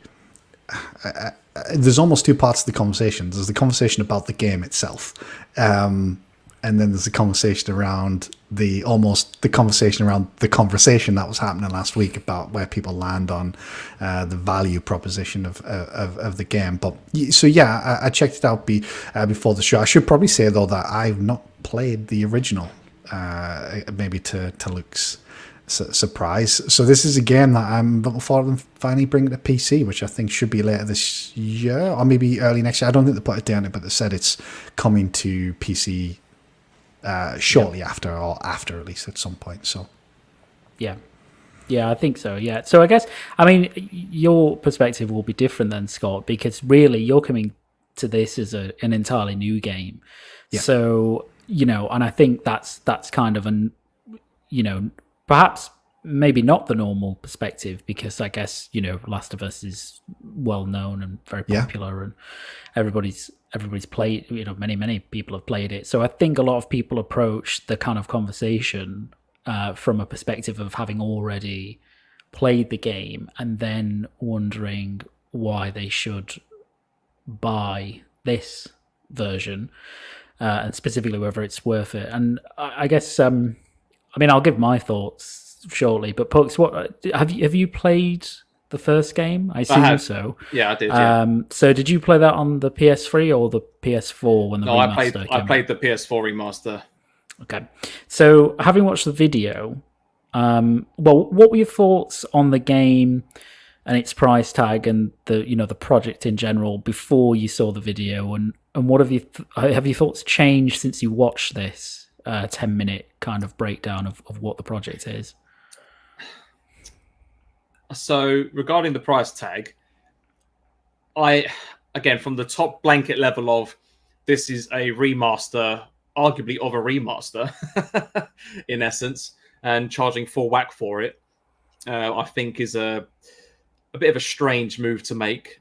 Having watched the 10-minute documentary, dare I call it, so I can understand why it's priced as it is, because they're basically utilizing all of their Last of Us 2 tech and all of their lessons learned and the new technologies that they developed, especially in the grounds of AI. And they also made a lot of mention as well about obviously having all of this extra power in the PS5, and now they can really push the visuals to what they really wanted to do, which they couldn't do back in the PS3 days because of limited tech. And as much as I can understand that from any creative person or developers in this place out there, but we're all limited to tech of our time, and it's just whether or not you've got the resources to go back to a project, or you make the best of what you've got in the time that you're living in the present, and then make and move on to other stuff in the future. It does kind of feel like, to me, as much as people seem to like The Last of Us, it really does feel like they're milking this dry. But I don't know whether or not it's potentially, maybe it's partly due to the they've got like a live action series coming out, haven't they? Which is, or is it a movie? I can't remember which one, but series. It's a series. So that's in heavy development, if not almost complete or whatever else. I imagine maybe having a lot of Last of Us content out there is almost, dare I say, free promotion for a series, even though obviously it's costing a bomb to put together. It is impressive. I was impressed with what I saw, and they had a lot, because for people who haven't watched it, there was a lot of pan shots where this is the PS4, this is the PS5, and it was a lot of switching back and forth, and you could definitely tell the difference, which I thought was great. But I did kind of think their reasonings of, now we could really push the graphics. It's like, yeah, but you're pushing the graphics on a game which is almost like, what, 15 years old now? Like, or 12 to 15 years old from the PS3 one. I can't remember when it was released. Please correct me if I'm wrong. I don't know. I feel like, can you not just put your efforts into a new thing rather than an old thing? Because I can't help but feel that most people, and a lot of people, I believe, have played The Last of Us Part 1. Would you go back? I mean, I suppose that's a question for you, Luke, as well as for myself. I don't have a PS5, so I can't at the moment anyway. But assuming I did, I wouldn't be rushing to pay 70, 80 quid to play a game that I know I've already played. It's relatively linear in what you do. And yes, it's a great story, but it's a story I know and have been through before. And I know it enough, and it feels too recent. And arguably, not enough has changed for me to want to pay all that money to play it again. But are you in a similar boat, or are you loving the graphical upgrades, and would you yourself pay to play it again? Well, yeah. I mean, I'll be day one for this for different reasons. As I say, but is that? Yeah, I think it's an interesting one. I think a lot of the questions you're asking are very apt questions, but they're all, when you talk about I've played the story, do I think it's, I love the story presumably, or really enjoyed it. I did enjoy it, yeah. Yeah, and you've had that experience, so for you, and I think it's an entirely fair point to make, there's not a whole lot of value in buying this version, because fundamentally the game is as it was on PlayStation 3. Now, they have clearly made some effort to change some of that, and you can see that in the video with stuff like the big AI updates, to make AI smarter.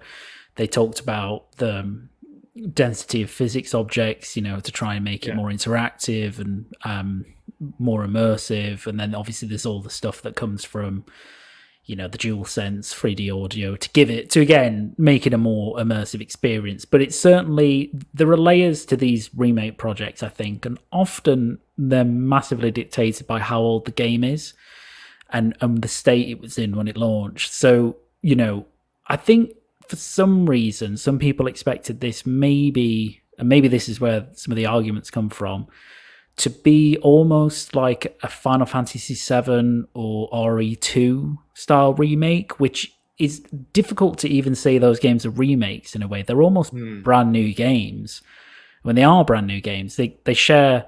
They're just story. based on something else, aren't they? They're just based on a product of its past. Exactly. They share story and setting and art direction for the most part, but fundamentally they're completely different. They're new games, and even those, they don't. I mean, if you played Final Fantasy VII and RE2, they share story to some extent, but they deviate. They're different. They're different titles, but those ones were remakes of games that you could not feasibly bring into the modern day and just update from the ground up in the same style, if that makes any sense. Yes. You couldn't take RE2 and its fixed camera angles and tank controls, and I mean you could do like they did for the original Resident Evil and just make higher fidelity assets.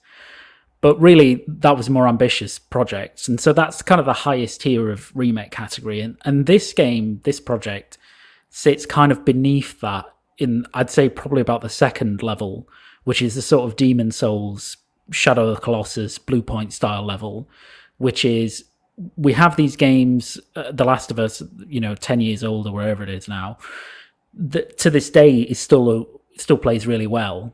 I think this is where the people come in and say, is it too soon? Because, again, we had a PS4 remaster, right? So we did, yeah, but this isn't a remaster. This is a remake. You can tell it's a remake by the nature of the assets, because all the assets are new. True, all the AI systems new. But the way the gameplay plays, in terms of how you control and interact with the world, that is not different, though, is it? No, that's not different. Apart from... you have like the new haptics and all that kind of cool stuff, which, again... Yeah, and you've got...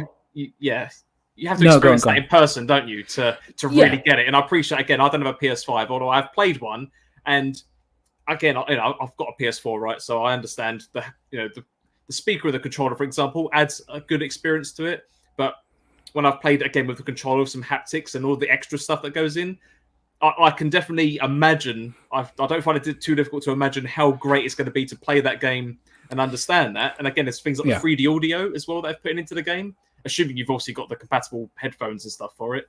So I can appreciate it's this completely new immersive experience, but it also feels like you need to have all that tech or all of those different accessories like present for you to get like the most out of this experience. Do you agree with that? Or I mean, it depends on how much you value haptics and 3D audio, isn't it? So, because obviously if you're playing this on PC, you might not get some of those things. That's true. I assume you can if you plug a DualSense in.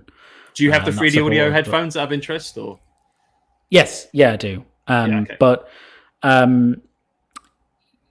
so I think you're right in the moment to moment. It's not like, let's say RE2. It's not like you're playing effectively a new, different game than the original. Which is why I said it kind of sits on that Demon Souls remake territory, which is, here's the base game. It's the same game, obviously with advancements and the remake, part 1 remake. Above the AI stuff, it has the motion matching animation system and stuff, so it will feel different, than the original game. But all the assets are rebuilt. Obviously, it looks quote unquote current gen, that sort of stuff. And so personally, I've never had an issue with that type of remake because it's better than just doing a remaster. For me, I think the bit I don't get about the criticism, really, is that I think it's absolutely fine if you look at what they've done and go, for me, I don't want to spend £70 on that. I think that's totally fine. Not an issue at all.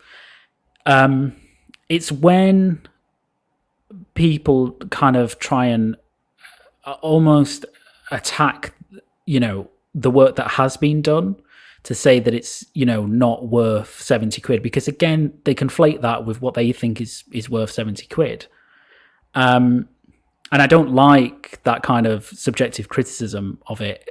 As in, No, I when agree, people yeah. don't realize that it's subjective criticism, when it's just an opinion, I think it's totally fine to say that.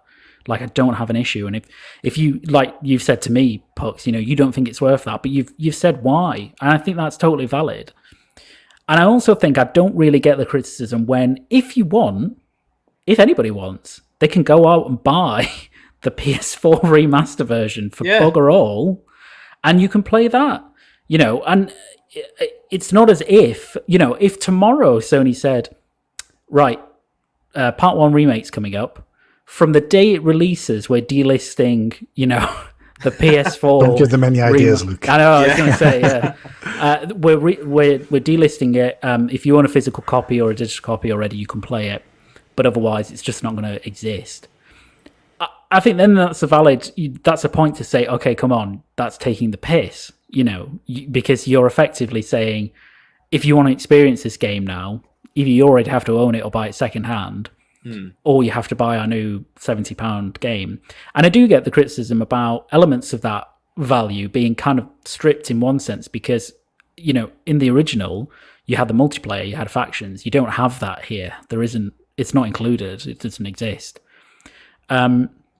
So I've kind of I just get a bit frustrated, I think, with some of the comments on it, some of the verbiage and conversations that happen, because I think people are totally warranted if you say that I just don't think this X is worth Y. If I don't think Stray's worth £25, it's only 5 hours. Okay, fine, But I don't think you have to criticize or, bash that sort of stuff just because you don't think it's worth it. And you can do. Yeah. You can do. I just don't state your opinion as fact. That's all. So, Scott, I don't know. Like I said, you've got a different approach coming into it because you didn't play the first game. So, yeah. What do you think about it with that context, I suppose, and what you've seen? It's interesting, Luke, because as I said earlier, I kind of separate the two things. There's the game, and then there's the pricing argument, which is, I guess, these days a more general argument about game pricing, because it's not just The Last of Us that's $70. It's a significant portion, if not the vast majority, of games that are released these days have adopted the higher price point. I think about Nintendo a little bit when the pricing conversation comes up, and a particular example that really pissed me off at the time was Tropical Freeze. I don't know if you remember when they re-released that. I think it was $40 on Wii U, and then they re-released it for Switch, I believe, for $60. And at the time, I remember thinking, that's not right. Like, how can you re-release the same game without anything extra and charge more for it? They did add extra content though. Okay, I'm specific. Fair enough. I didn't play it, so if that's the case, it's slightly tenuous, the extra content point. I think they added one new playable character. Which was arguably, no, you're correct, and it was arguably easy mode as well. It was funky. It was arguably easy mode, and the only improvement they had was a higher resolution. Yeah, so that wasn't a remake. That was essentially a re-release, which I think makes exactly. it a lot easier to criticize. And I also think they did exactly what you said, Luke. I believe they delist. Well, you can't buy the Wii. Oh, see you later, Luke. Hopefully he comes back. But I believe you couldn't actually then purchase the original Wii U version as well. So I think in those circumstances. It's bullshit. Now, this is very different, and I kind of agree with Luke in terms of it's very subjective. Now, for me personally, I have an issue with games being that price in general. But that's because I don't want to pay more for things that I'm not used to paying more for. I've got an issue with the price of my gas and electricity. I've got an issue with the price of parking. There's these things that you often feel are more expensive than they should be, and like I say, I do kind of feel a little bit about all games that have hit that £70 price point. But ultimately, kind of the way I look at it is vote with your wallet. If you're not happy with that price, then don't buy it at that price. The issue is that I guess is people have adopted that. People are happy to pay that price. Games aren't selling any worse since publishers started pricing games at $70. So that's just kind of the norm, and $60 is now unusual. Microsoft in particular are in kind of a weird position where their games are now less, I guess, priced lower than PlayStation for no other reason than Microsoft didn't adopt it, but I'm sure they will at some point. Obviously, I don't have the perspective of this is different to the original, so I'll be experiencing it for the first time. It's really tough because I'll make that decision when it comes out on PC, but if it's $69.99 on Steam, when it eventually comes to PC, I'll say right now I'm not going to play it, even though it will be the first time I'm experiencing that game. I've never paid $69.99 for a game, and I really don't want to have to pay $69.99 for a game. What do you mean? You didn't pay that for Final Fantasy VII Remake when it launched on or Breath of the Wild when that came out? Epic Games Store? I believe it was discounted on Steam, wasn't it? When it came out, was it 50, 55? 50 was it odds, 55? yeah, I mean, even then, I still felt that was a little bit too much. That was still ridiculous. But at the same time, if you were to compare Final Fantasy VII Remake and The Last of Us Remake, or Last of Us Part 1, there is obviously very different pieces of work. And even though I played Final Fantasy VII, the original, it's essentially, I mean, I look at Final Fantasy VII Remake almost as a sequel to Final Fantasy VII in a weird way. As you mentioned, look, it's completely different. And The Last of Us isn't. But as you said, Luke, if somebody says that game isn't worth it to me because I've already played it, I already know what happens to the story, then that's fine. Like I say, if it is that price on PC when it releases, I won't be buying it. I'll wait for a sale to come out. But going back to your point, maybe about having other methods of playing that game. Look, I don't. So when this remake comes out, that will be the only method I have of playing The Last of Us. The only other option I guess I've got is via PlayStation Plus streaming.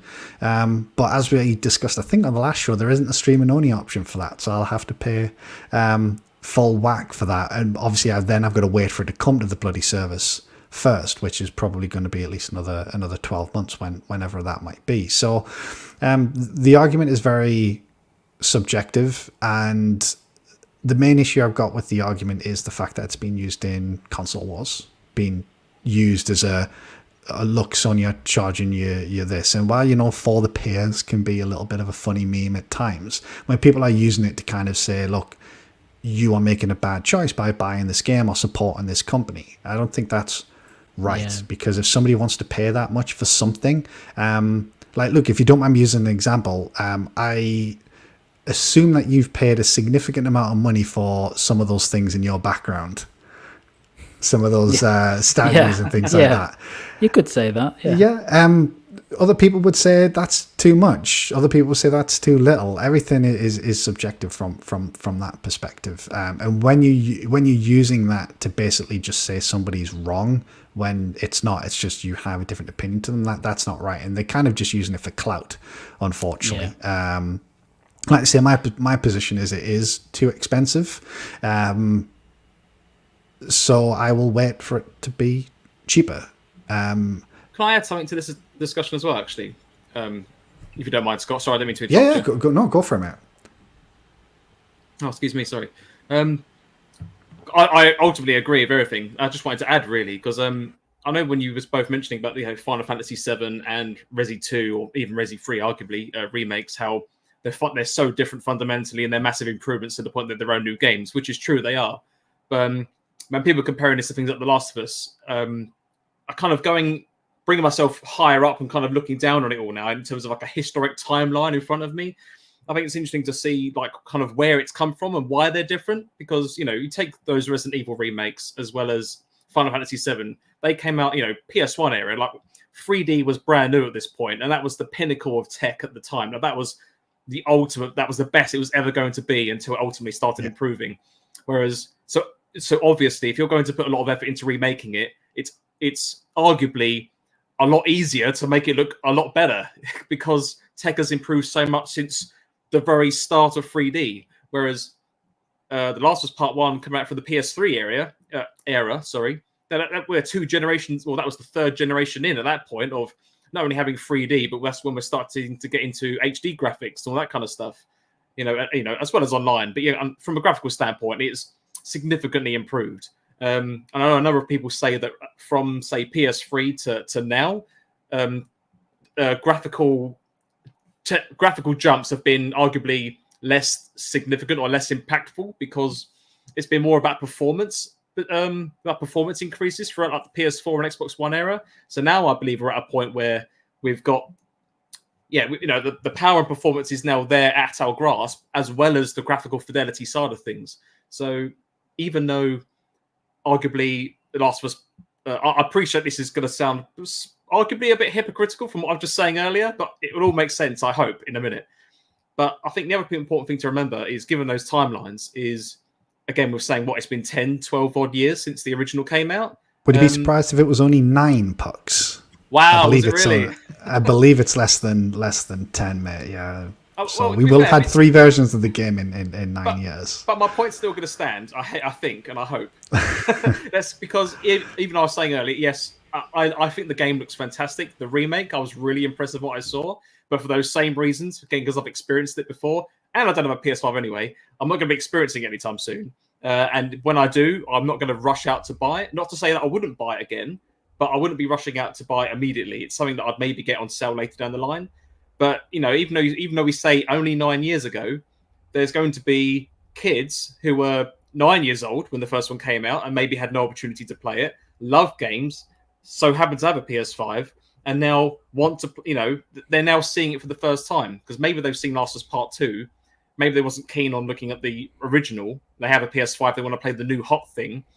And for their own reasons, Naughty Dog have decided to come back with a remaster of the first one, utilizing all they know and done so far, and have this fantastic package. So outside of, yes, we can go over the whole cost debate as much as we want. It's all subjective, as we just said.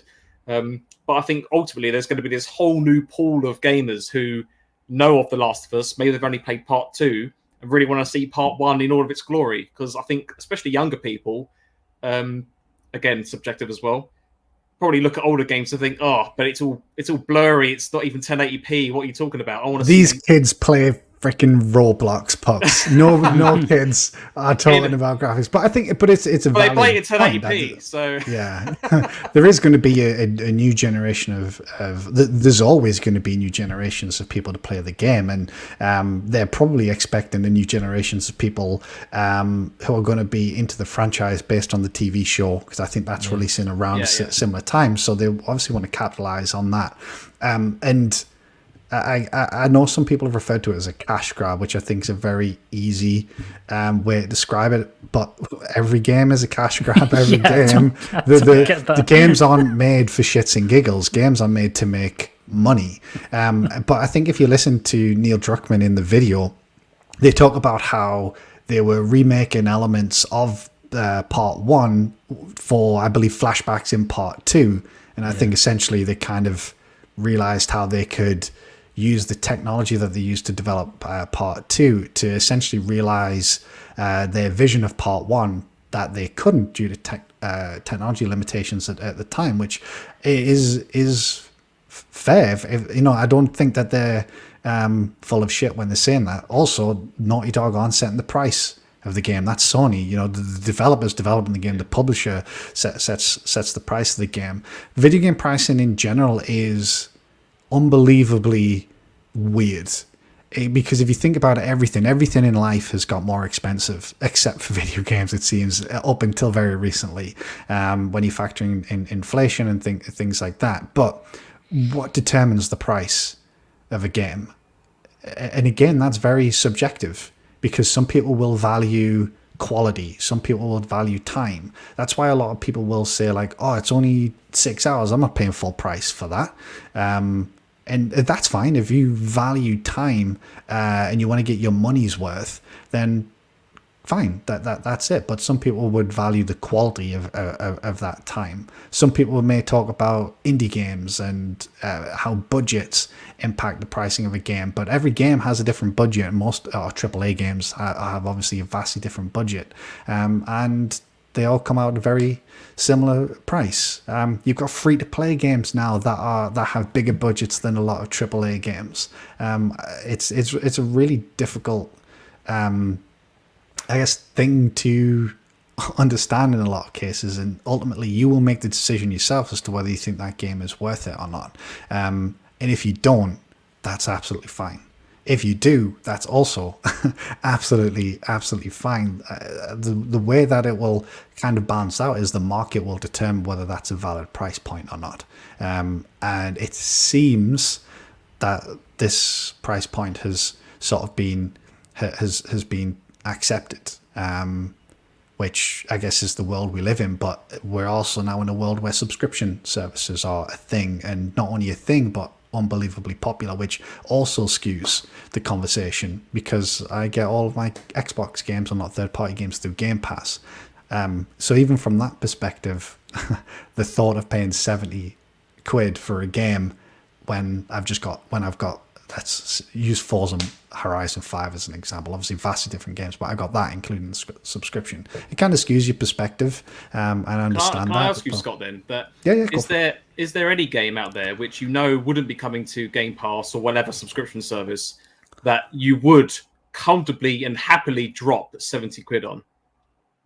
Or however much it is. But that kind of figure. Like, is there any kind of franchise where there is maybe a game coming out in the next couple of years where you know it's coming to a service and you're going to go, actually, no question, I am buying that game because I love the franchise and I want the experience. Do you have any particular series like that for you? Not at the moment, no. Not that, because the closest I could say to that is Halo, but obviously that's always going to be included in Game Pass as long as Game Pass exists. I don't think there are any other franchises that I would say. I mean, I guess like Breath of the Wild 2, I will be buying that day one. The next Mario game, I would be buying that, but those games also aren't 70 quid. They're on very many games. They're near enough though, aren't they? I think you can normally get them for about 45. I think Switch games in the UK, but also but when they come out, but when they come out first time round, like Breath of the Wild, 60 quid off the bat. Honestly, I mean, you can get them for cheap, and this makes the conversation even more complex. At launch, you're saying you get these cheaper at launch as well? Yeah, retailers offer discount physical. Sorry, look, I've interrupted. I think brand new digital Switch game, let's say $49.99. You can actually get that cheaper if you get those Nintendo Switch Online vouchers. If you subscribe to that service as well, we can get a 2-pack for 84 quid. So, but but Breath of the Wild 1 came out. I don't mean to skew your conversation, Scott, but Breath of the Wild 1 came out 60 quid, full stop. That was it. You got to pay it. And I have no doubt. Are you sure? Did it? Yeah. Are you sure? I'm pretty sure Switch games are only. I'm about 80% confident now. I'm gonna log it up while we're chatting. No, obviously, please correct me. I'll have a quick look to see if I can find out. But this, I guess, in itself introduces an entirely different element of the conversation, which is the argument of physical and digital. Which I buy my Switch games. I buy physical editions of Switch games. I buy digital editions of everything else.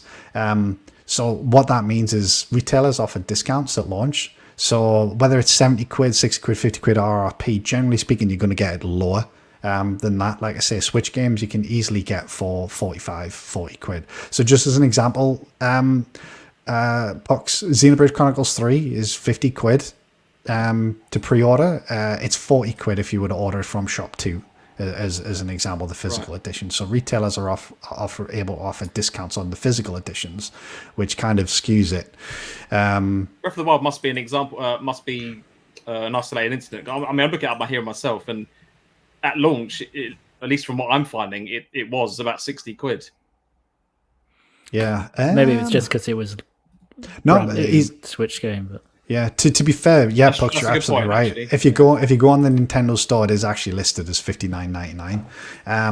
But again, there, Pucks, I wouldn't have paid 60 quid for it. I would have paid probably 50 or 45, depending on where I bought it online, because I buy it physical. Plus, I can then sell it afterwards if I wanted to recoup some of that money. And Nintendo games are obviously notorious for holding their value. That's true. With a digital purchase, which is pretty much everything else, I don't have that luxury. I buy the game, I'm paying it, and that's it. If I never play it again, I've still paid that much. I can't get any of that money back. But that again comes back to the argument of what determines the price of the game. What do you value out of a game? Take Halo Infinite, for example. Go on, sorry, Probably one of the biggest budgets that a game's probably ever had, rightly or wrongly. Whatever you think about the quality of that game, whatever issues it's had, the budget behind that game has been massive. You can go and play that game, at least the multiplayer portion, obviously, for nothing. I've put about 250 hours into the multiplayer of that, and I could have done that without spending a penny. So how do you determine the value of a game? It's entirely up to you what it is. Now, the only issue that I have with not necessarily the only, but obviously the problem with the rising price of games is it does trickle down. So if you say to someone, I think I said this to Ash actually, we were chatting on Twitter about it, is, if a game's RRP 70 quid, and you wanted to buy it on release physical and you can get that discount, well, it's not going to be 50 quid, it's going to be 60 quid. While if the RRP was 60, you might get it for 50. If you get it on sale, the sale price is likely to be higher than the sale price if it was the older RRP. So it does trickle down and impact different people in different ways. And gaming's an expensive hobby. You've got a big upfront price, and you've then got to pay 60, 70 quid on top of that for each game. For a lot of people will mean that they can't play the games when they want to, but I guess I kind of look at it, that's kind of where the subscription is coming in and helping people, where if you don't have the means to pay for that game, you can pay for the subscription and get access to so many different games. And in Xbox's case, at the very least, you get their first party games day and date. It's an unbelievably difficult conversation, I think, and there's no right or wrong answer. Everyone will have their own right answer, and I think what's important is that we don't just tell someone they're a knob because their answer is different to yours, or their thoughts are different. Because again, as going back to what you said like at the beginning, it is just very, very subjective. Yeah, I think one of the problem, and it kind of comes out something that you said, Scott. I think one of the problems that I have is that, and I think some of this is, around this particular game is certainly fanboy led in much the same way if Gears of War was remastered in a similar manner, and priced similarly, there would be fanboy discourse about that as well. But I think for some people, like,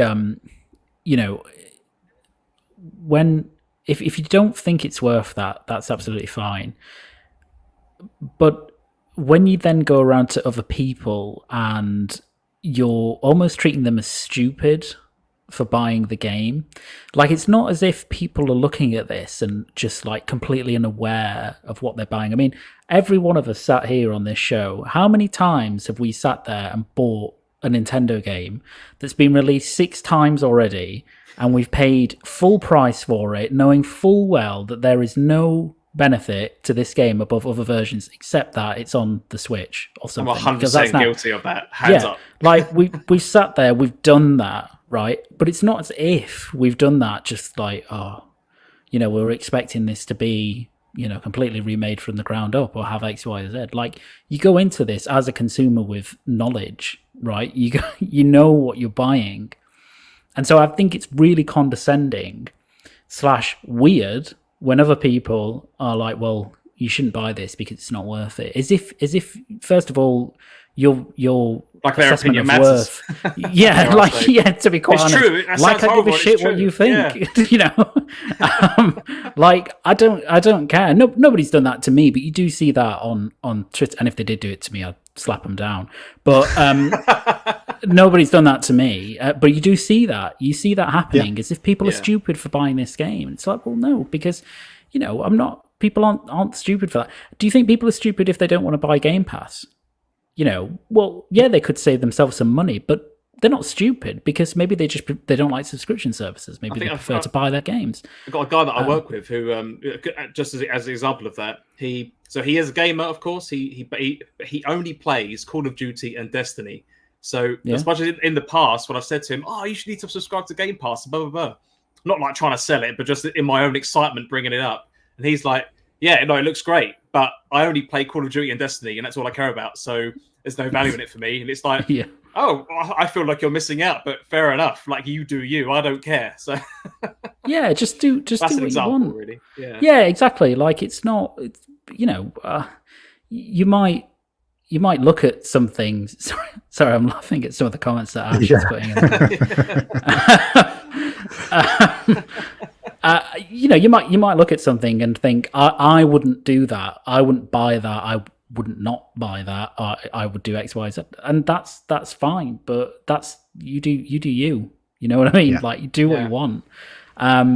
Don't treat people as if they're idiots for buying a product that interests them. I mean, that's just the stupidest thing. I keep seeing people on Twitter playing Naraka Blade Point, and I'm like, why are you playing this game? Like, why are you playing it? It looks terrible. But of course, like, that's what I think.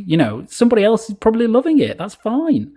And it's just, I just don't get I think the discourse around this game has just heightened that sense of weirdness that people on Twitter have. I mean, it's all Twitter based anyway, so it's all kind of a bubble, but it's just very strange to me. It's just really strange. And I just think it's, if don't, and this phrase goes around a lot, but don't pocket watch people. Like, if I want to spend my money on a Dragon Slayer Ornstein statue or 70 quid Last of Us, like, you shouldn't care. It doesn't belong to you. It's not anything to do with you. And you shouldn't think that your opinion is valid at all when comparative to someone else's, because it's not. It's the same. And I'm not going to listen to yours any more than mine.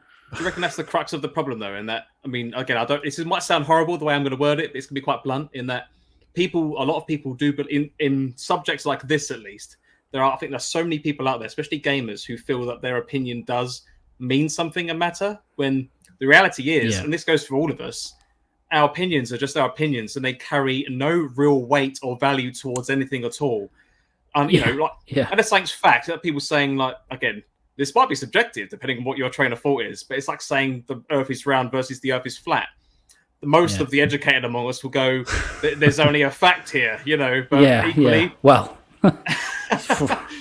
Again, that might not be the best example, but it's a perfectly valid example, Pux, and it's got to a point where it's just fact, and other things where it's solely opinion, and what you say can be yours, but nobody gives a shit, and it shouldn't matter. I mean, we've just outed Indy as a flat earther, so we accomplished something there. But it is perfectly, I think, a fair example, Pux. It's got to a point now, though, where, and I think this is a problem, where you almost have to, like, pre-mention that what you're about to say is an opinion or subjective in a way, if that makes sense. Obviously, everything anybody says is, generally speaking, an opinion. But now you've kind of got to go to the point where, because, as you say, a lot of people, and this is very common on Twitter in particular, in this community, where people state things and they're stating them as fact. They're stating their opinion as a fact.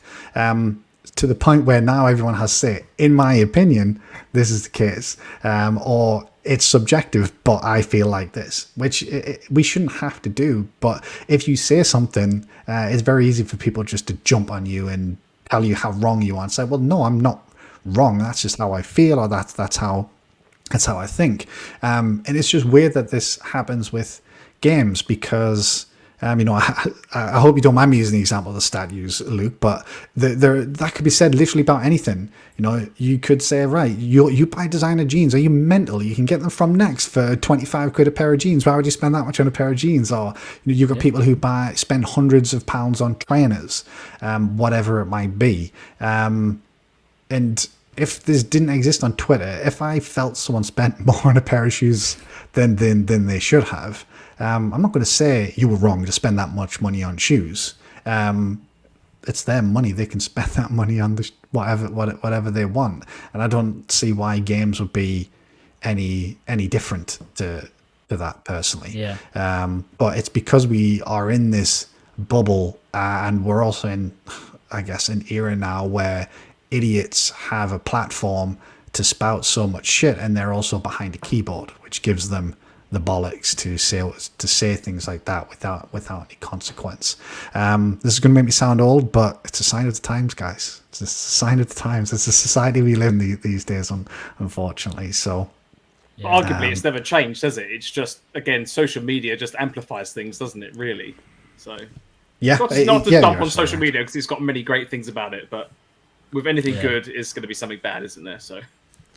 Yeah, exactly. And unfortunately, it's those voices that often, the ones that are shouted the loudest. If you're happy with something, often you won't say anything because you're happy. So you'll enjoy whatever it is you're enjoying. But when people are pissed, that's when obviously people start to pick up. And those negative voices are, like I say, often the loudest, unfortunately. So Ash has just said, "Give me a £12 pair." Yeah. Me too, mate. I wait until I get a sale on a pair of Plimsolls or something. I'll pick them up. But again, if somebody wants to spend money on a pair of Yeezys or whatever they are these days, then knock yourself out. You're not hurting anybody. I'm not going to buy them, but Yeah. So how do we close this off on a positive note? The one way to close it off out, if I can say one thing, is a question for you both: is The Last of Us Part 1 going to sell like hotcakes or not? You go first. Do you think it's going to be successful? I think it'll be successful by the metric that Sony will apply to it. I think it will exceed or meet whatever they deem as successful. Because if you think about it, even though clearly a lot of effort and time and dev resource has gone into this. Now, I think there are some people really concerned, that Naughty Dog wouldn't be able to, they should be working on something else, but they are doing that. I mean, if you look at the backstory to this project, it was effectively set up to give their developers something to do, like a full production, whilst a bunch of their other developers were already making factions and something else is in pre-production, right? So, and I think, clearly effort and resource has gone into this, but notwithstanding that, it's not as if it's going to be the same amount of time and money sink as, The Last of Us Part 3, right? Or something like that. It's going to be a not cheap project for Sony, but cheaper comparative to many of their other things, right? So I think this will, I think it will sell a few million. It won't sell as much as the first game or the second game, because remake projects never really do, unless you're talking about a Resident Evil 2 remake, something, completely from the ground up, almost, as you said earlier, almost like a distinct sequel from the original game in a way. So I think it will sell something like 1 to 2 million copies, which I imagine, given the money that's gone into it, will be highly profitable for them. And something like this might have really good legs because, as people have said, it's really a product also designed to get people who haven't been exposed to the universe or the first game before into it if they're coming to the HBO series. So people will be like, oh, I don't really play games, or I haven't played this before, but I really love the show, or I'm looking forward to the show, so I'm going to buy this and expose myself to it. So and you'll find probably that it has legs throughout the course of the first season of the show, and maybe beyond that as well. So I think it will do well, and it will be 1 to 2 million, something like that. I think I pretty much share that same sentiment. And I said to myself earlier that, assuming I had the hardware to even play it in the first place, I wouldn't buy it day one. But there's many people that share that opinion. There's going to be just as many. Again, Luke, you're one of them. It's just as many who are going to go out and buy it, whether it's a repeat audience who just want it for the new tech and just want to see it all revitalized and updated, dare I say. And it's going to be obviously a whole new audience of people that want to get into The Last of Us as well. So, no, I think it's going to do very well. I think regardless of what people say or think online, I do think the game will do well. It just makes me wonder if, is The Last of Us going to be a series they long out? Is there going to be a part 3, or will move on to something else? But I suppose we'll see in time. Yes. Yeah. How about you, Scott? What do you think? Do you think it'll be successful? Yeah. I think it'll be successful, mate. And I think actually you made a really good point when you say it has legs as well, because people who are introduced via the TV show, people who buy it will then probably want to pick up part 2 if they didn't play part 2 as well. And, we know that's already sold 10 million copies, I think they announced at Summer Game Fest. And one thing that I think Sony have, I guess Microsoft have got this, it's just different, is when that hits PS Plus, extra or premium, that's another boost where they can say, look, here's another premium game from Naughty Dog. Buy it for $70. I get it. I guess it might be cheap by that point, but it's in extra and premium, and they can drop that whenever they want. So if the sales at the beginning are really strong, wonderful, and then if it tails off after 6 months, they can pop it in there, and that will generate buzz in itself, in the same way that when any of their other first party games drop in, that's going to generate buzz, and then again that will lead to more sales of 2 and interest in the franchise, and if there is a third part, then interest there as well. So I think it'll do well. I mean, it's a Last of Us game.